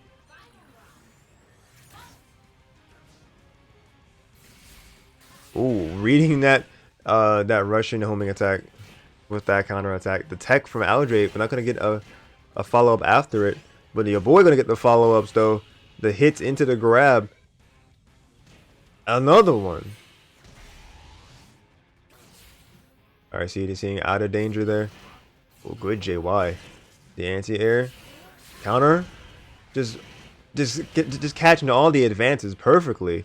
Oh, not like this. Not like this. Not the perfect, bro. Oh, God. It's nasty. Your boy is schmoving. Yeah, there was a little bit of spaghetti there. And, a couple of those interactions. Your boy hit Aldrake, like in that last round. Your boy hit Aldrake with an 8Y from like just outside the corner, and Aldrake, since it doesn't combo into the JY outside the corner, Aldrake wasn't expecting like your boy to come back in with like the JY follow up, and then he got clipped by the JY follow up, and then your boy just took the reset like into the grab, so it kind of like got like double. He kind of like got double bamboozled in that moment. Man. So, the double bamboozle, just showing how big brained your boy was in that last round. Just getting the upper hand in all those attack triangle situations. Very, very good stuff. The way that they're playing, they are trying to get a 3-0 in this reset. But will Aldrake have it? Let us take a look and find out. My goodness. Your boys turned it up to the 11 once they got this reset.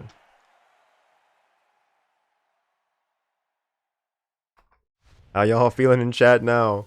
What do you think is gonna happen here? You think Aldrake's gonna get themselves at least back on the board here? Or do you think your boy has fought his way back from the underground? We're gonna get a definitive answer in just a few minutes. Starting this off. Two barriers just to get hit into dual phase. Aldrake said nah. But your boy back with the grab, putting them back into the field phase. Trying to get all this pressure. And the homing attack will do it, pushing it back against the wall. The barrier and the critical grab, anticipating the counter.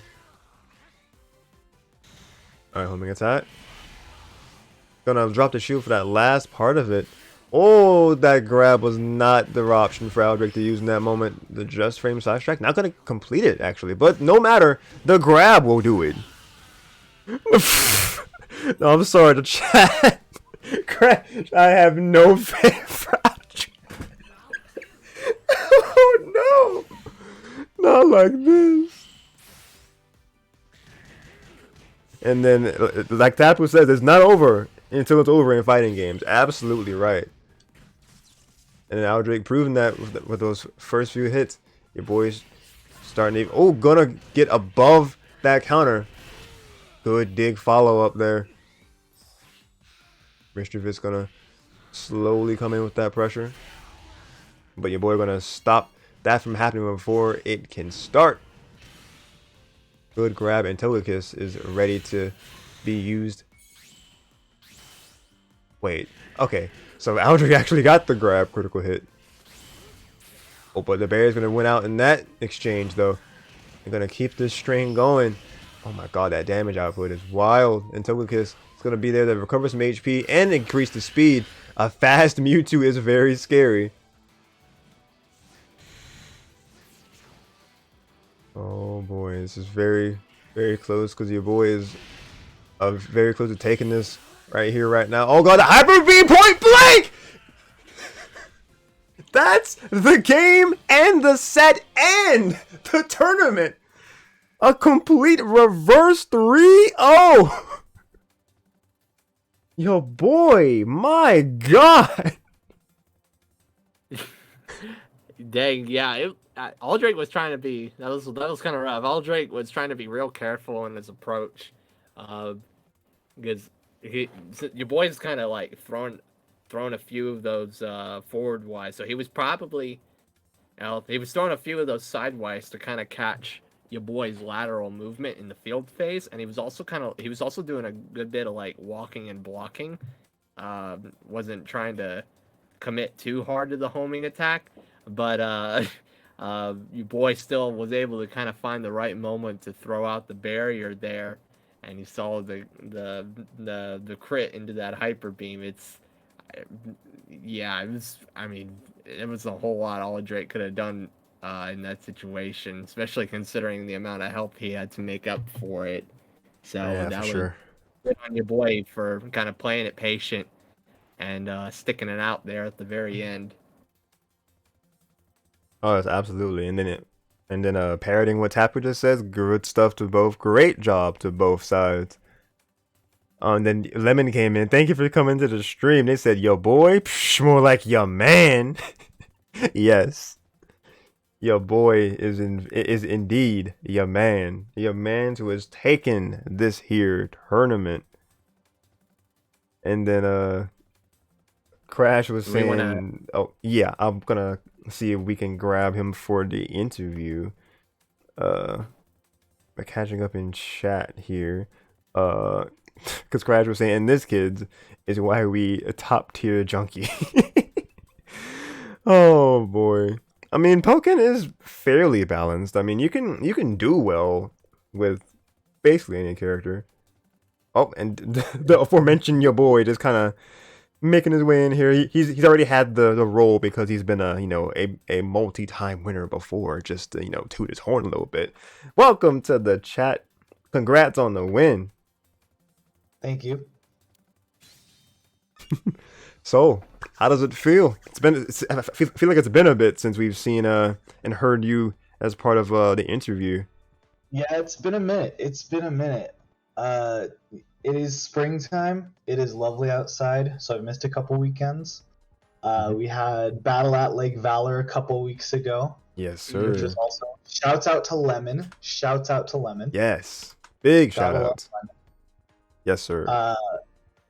And yeah, so it's been a hot minute, but glad to be back. Oh yeah, glad to have you back.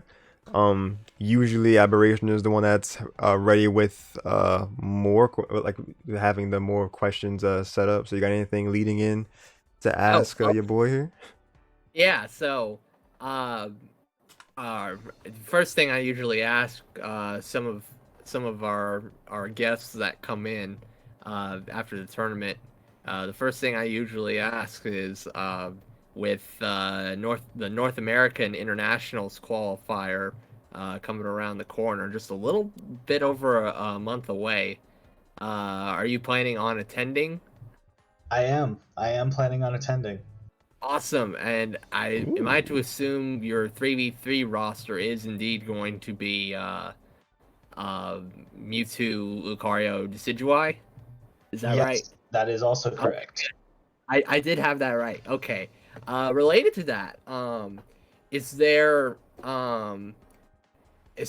a particular matchup or any like particular skills you're trying to hone like ahead of this upcoming internationals, or is there any particular players you've got your eye on that you're the most kind of trying to prepare for going into the bracket? To answer, I'm gonna try and that was a long parted question, but I'll try and hit all the parts of it. Right now, my main goal is to get my Decidueye and my Lucario tournament ready. So I started trying to do that tonight. Actually, up until the sets that you guys saw, that you streamed, I had played Decidueye for the entire rest of the tournament. Really? Oh wow. Yeah. So Nannerpuss round 1, got that with Decidueye. Lost to Cole. He beat me pretty bad with his Lucario when I was going Decidueye. He took two or 4 rounds in a row, just 4 quick rounds. Set was over 2-0. So that was unfortunate. 2-0 Deadly Shock. Deadly Shock's Blazikins in losers. Decidueye 2-0'd Jolta's Gardevoir, also in losers. Mm-hmm. And then it came to losers finals, and I had to decide what I wanted to fight Cole with. I ended up going with the Mewtwo, mostly because that is my favorite player character matchup in this entire game. Cole is my homie. I love playing him, and I love playing that matchup. It's just a really fun time, and our sets are usually like they're a good time.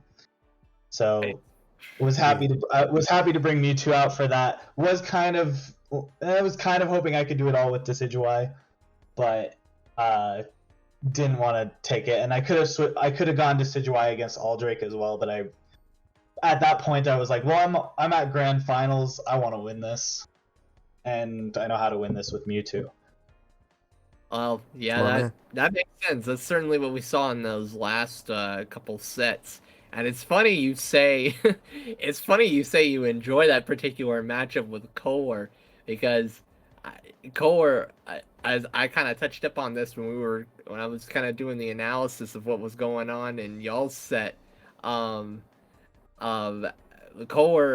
is keenly aware of kind of some of the high-low shenanigans that can go on in that particular matchup. So but you were kind of on top of those as that was kind of playing out in the match. So it's funny. It's actually because when I was playing Mewtwo, I don't play him anymore. But when I was playing Mewtwo, that was kind of one of the things that Kohler actually kind of forced. When I've played him in online tournaments in the past, he's kind of forced me to kind of like try to figure out how to deal with some of those, and he's made me keenly aware of some of those kind of like funny interactions, just because Mewtwo doesn't have that fast, safe mid that other characters have. So it's actually because of Cole, I kind of like in some ways dreaded that matchup. But it's good that you've been able to like get enough of that experience, and you, particularly against Kohler, to get to the point where you be like, okay, yeah, I've dealt with this situation enough times now where I feel like I can be confident in the decisions I make. Like I was talking about earlier, like when Kohler would throw the 8x on your block, and then like instead of trying to go for the high or the low to take your turn back, you threw out the barrier and anticipated the second 8x that he threw out there and got that crit.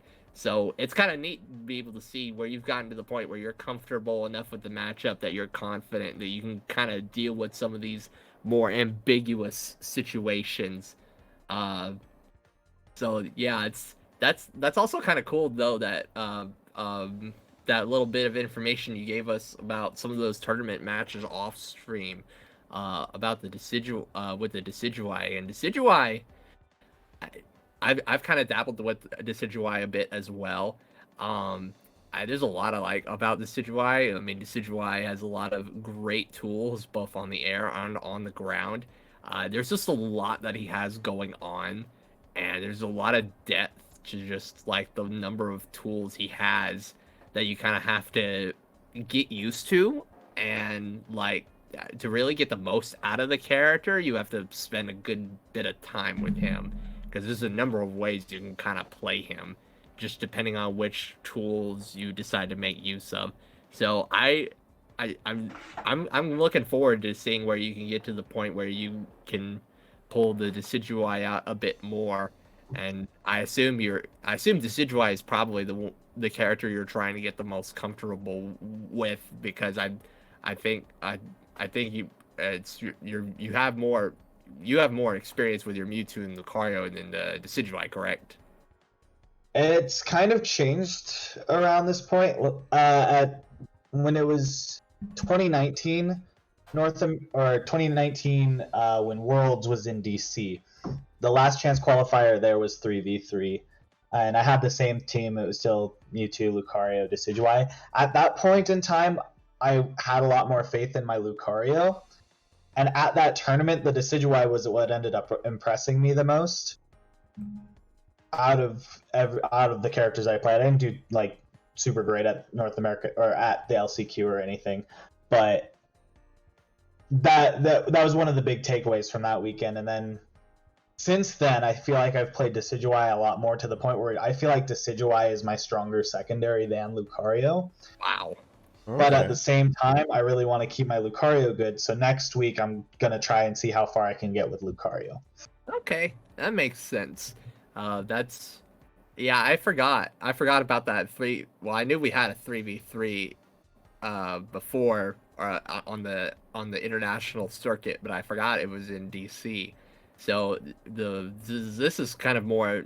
You're not like just picking up the Decidueye for this particular event. It's more you're kind of like brushing up on him, and you've gotten to the point where feel like you've learned the character more and become more confident with him, which is pretty nice to see, and I'm looking forward to seeing some more of that. I don't think you got you were going a good bit on those first two parts of the questions, so I guess I would just follow up. Is there any particular players you're kind of like looking towards? Maybe besides TEC, because maybe besides like a TEC or a Jukum, since they've been kind of dominant in a lot of these events. Is there another particular player you're kind of looking out for, or maybe a particular matchup you're keeping an eye on, just like going into some of these upcoming events? So I think honestly, with NAIC, like everyone's a threat. Like Tech, I mean, he's currently working on a Weevil and a Charizard, and I believe that man, like with the grind put in and with how much he already has fundamentals on the game, could actually do damage. And that's not something I might have even said a couple weeks ago, but like everyone who wants to work for this tournament is a threat. And he's putting work. Like he played 2 tournaments today with just Charizard, and I was like, dang, I can't believe Tech is actually doing it. And he did it, and he did he did pretty well in the first one and okay in this one. And that's like day 1, week 1. You know, there's still a lot of work to be put in, but he could do so well. I mean, just with the Scizor alone, he can do massive amounts of damage to like a battlefield, and so everyone's a threat. I'm not looking out at anyone in particular. Like, who's people who have done well in the past, people who are going to do well in the future. Everyone's a threat. Especially like you never know who's been kind of grinding behind the scenes. You kind of touched up on TEC. I was talking to Sheen about it a little bit before the stream started. I saw he was committing to he wasn't sure at first if he was going to go into the 3v3, but he did end up deciding on it. So I jumped back. I kind of peeked into his stream from yesterday and saw he got the Weavile and Charizard on the 3v3, and I thought it was kind of interesting was that all 3 of those characters between Weavile, Charizard, and Scizor all have kind of their own unique like movement options or the ways that they make use of movement. So maybe it's that TEC, one of the things he really values in a character, particularly like in Scizor, is kind of the ways he can make the usage of his movement. So that'll be really, I especially, since I've been tinkering around kind of with Weavile as well.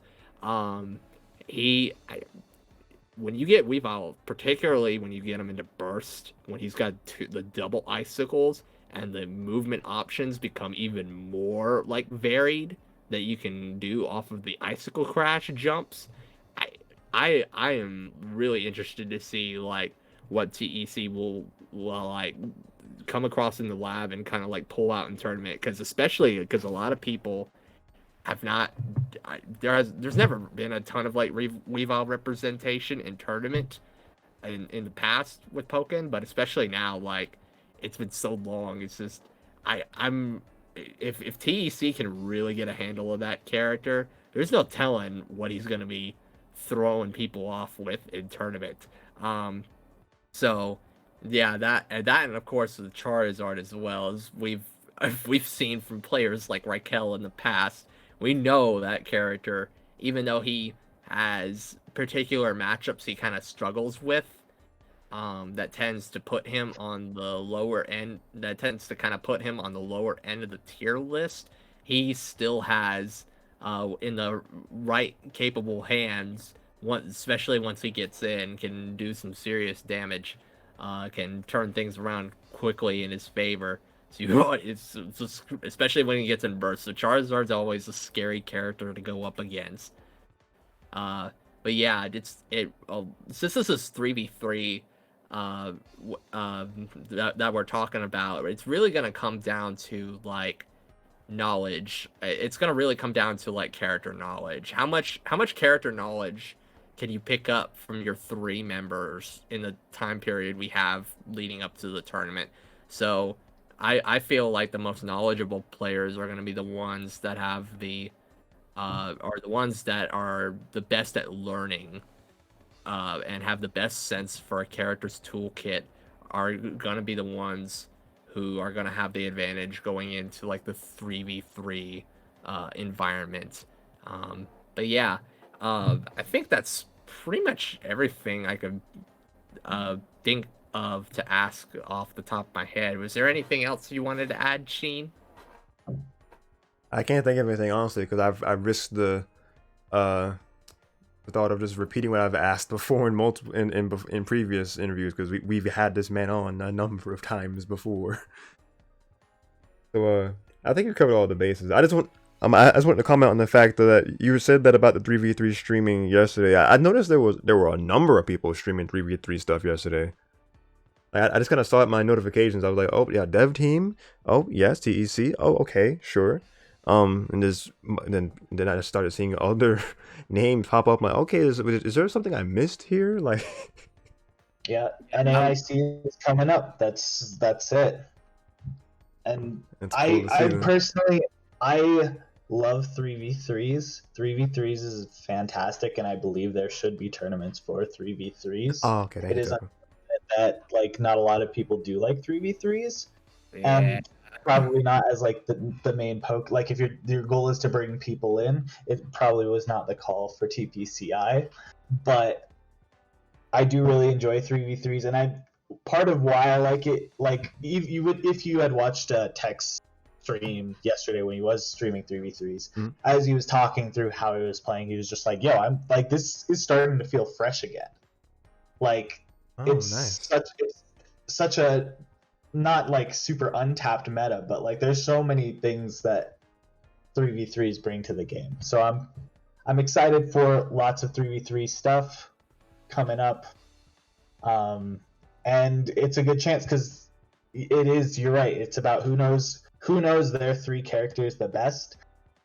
Maybe not from like a frame data or like that kind of perspective, but just like how much work have I put in with this character, how much do I understand what I need to do in certain scenarios. Right.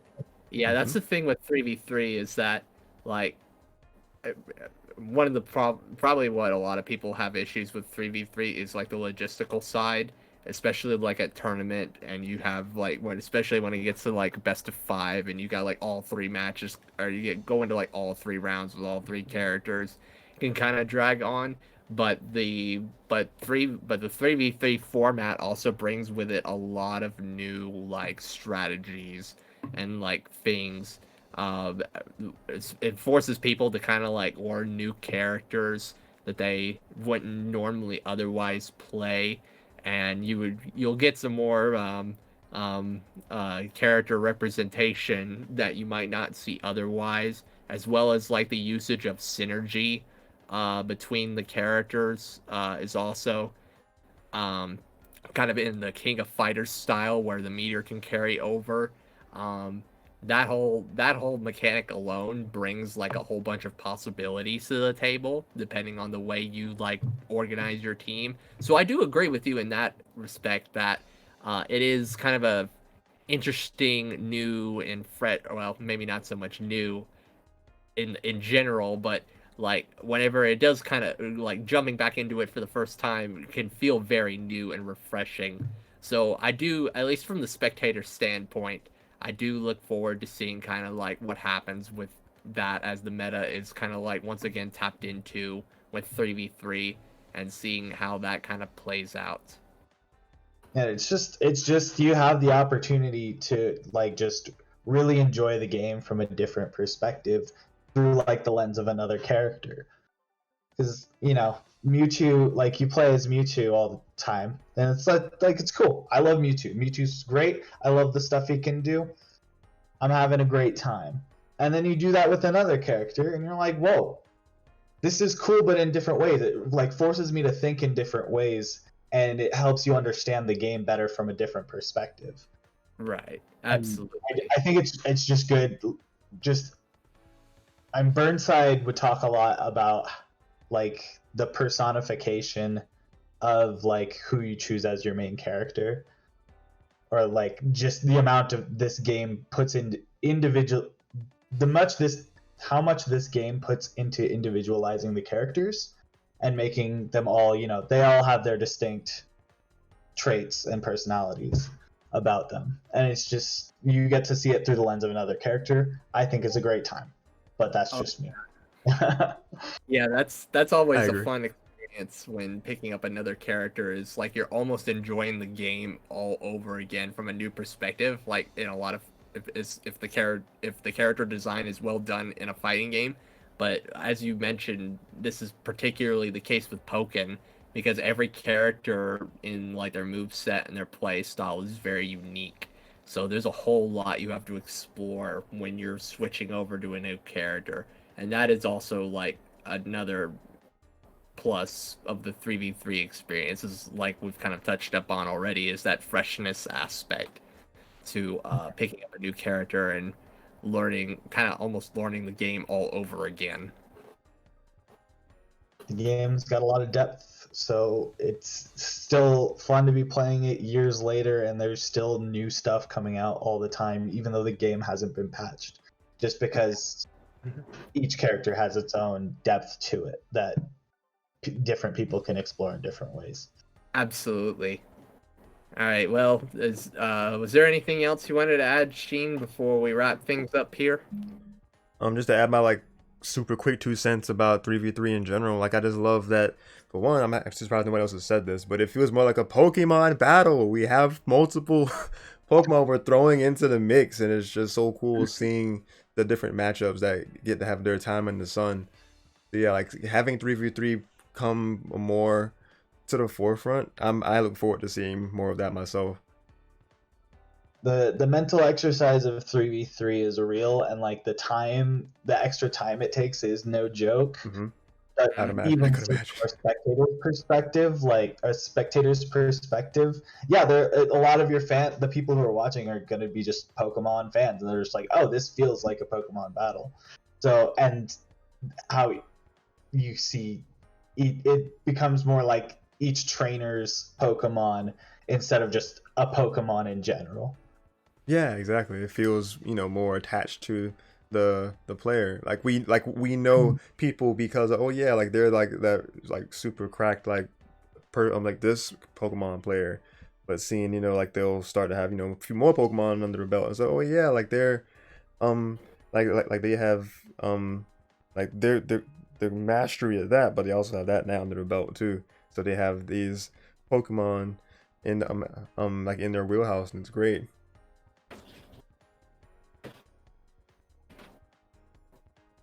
Anyway, thanks for having me on. No problem. Our pleasure. Peace out. Peace out. Has a good one. Good night, and congrats on the win again. He has gone. Yeah, rip. But it's good though.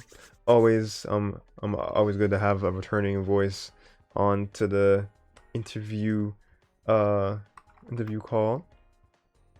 So congrats once again to your boy for taking number 44. Thank you all again for watching said stream. In between things, I was actually checking out who is live so I can be raiding people or raiding somebody. So I'll be sending you guys to one of the homies' ways. But yeah, wrap up here. If you guys enjoyed it, then I hope you guys stick around for more Pokken coverages. Type of says thanks for the stream and for commentating, y'all. No problem. Again, it is our pleasure. Thank you for watching the stream, Tapu Koko. Hopefully we'll see you come up in this top 3 once again so we can commentate your games. You are also indeed cracked. I will say that. Alright, but this has been Darshin, aka Yoshi96, aided on the mic by my friend Aberration here. So thank you again for being on the mic and doing what you do, man. All right, well, thank you very much. It's always a pleasure to come on, and I'm looking forward to seeing more action in the coming weeks. Absolutely. With all this 3v3 talk, I'm actually wondering if Riggs would ever consider like some sort of side RTG event to have 3v3 be a thing. I think that could be fun. That would we might have to talk to him about that. See if he might heck he might be listening right now. So. Just lurking, and all of a sudden comes in chat. Hey yo. But we'll see. I would be interested to see if you guys can work that out. We'll find out here. Yes, sir. But if you want to see more than just Pokken, if you're interested in the content that I do here, then I would greatly appreciate it if you were to follow for Pokken and more things. Because I intend to stream some more Pokemon Rescue Team DX tomorrow, because I have like let that series die for quite some time. Riggs came in the chat with the eyes. We summoned him. We actually summoned this man. Hey. How long you been listening, bro? Did you hear the proposal we putting out into the air? I was just letting my people know if they want to check out other things. I'll even go into my content schedule here. Gotta update it though, because it's it's a week old or so. Let's grab that graphic and boom, that is our tentative schedule. Trying to revive my Rescue Team DX playthrough from about a good month or so ago. The last stream was like March 24th when I looked at the last highlight that I had of it. So definitely got to bring that back from the grave. If you want to check out stuff that I did beforehand in my most recent videos, Strikers was last night. We tried for the Superstar Cup, and then I had I was featured on my friend Heroes on X200's channel. We were talking about Battle League with the overview trailer being revealed. At the time, it was only the Japanese trailer, but now there's the English one, which I'm not sure if we're going to make another thing for that, or if it's just going to be some sort of like tangent we'll have in my next Striker stream or his next Striker stream. Not really sure.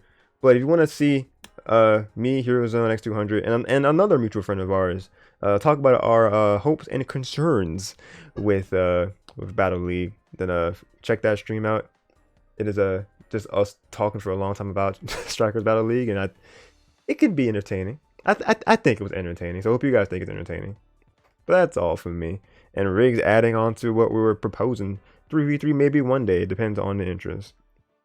I would say with events like we've talked about in the interview here with your boy, I think if this goes well enough at nationals here, then I think that could pique a new interest, a fresh interest in 3v3. So maybe.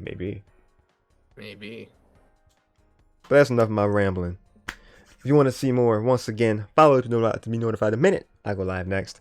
This has been Darshin, aka Yoshi96. I'm signing out for now, but definitely not forever. Have an amazing rest of your night or day, depending on where you are. Stay safe, please, in these times. God bless. Keep on being awesome and gaming. And I will send you guys over to my homie 20XX, who I see is still streaming. Watch he be almost done, and then he's like, "Bro, I'm about to send the chat somewhere else." But we're gonna rate him anyway because he is in fact a homie. So thank you guys again so much for watching, and I'm gonna send you guys over there. See you guys next time.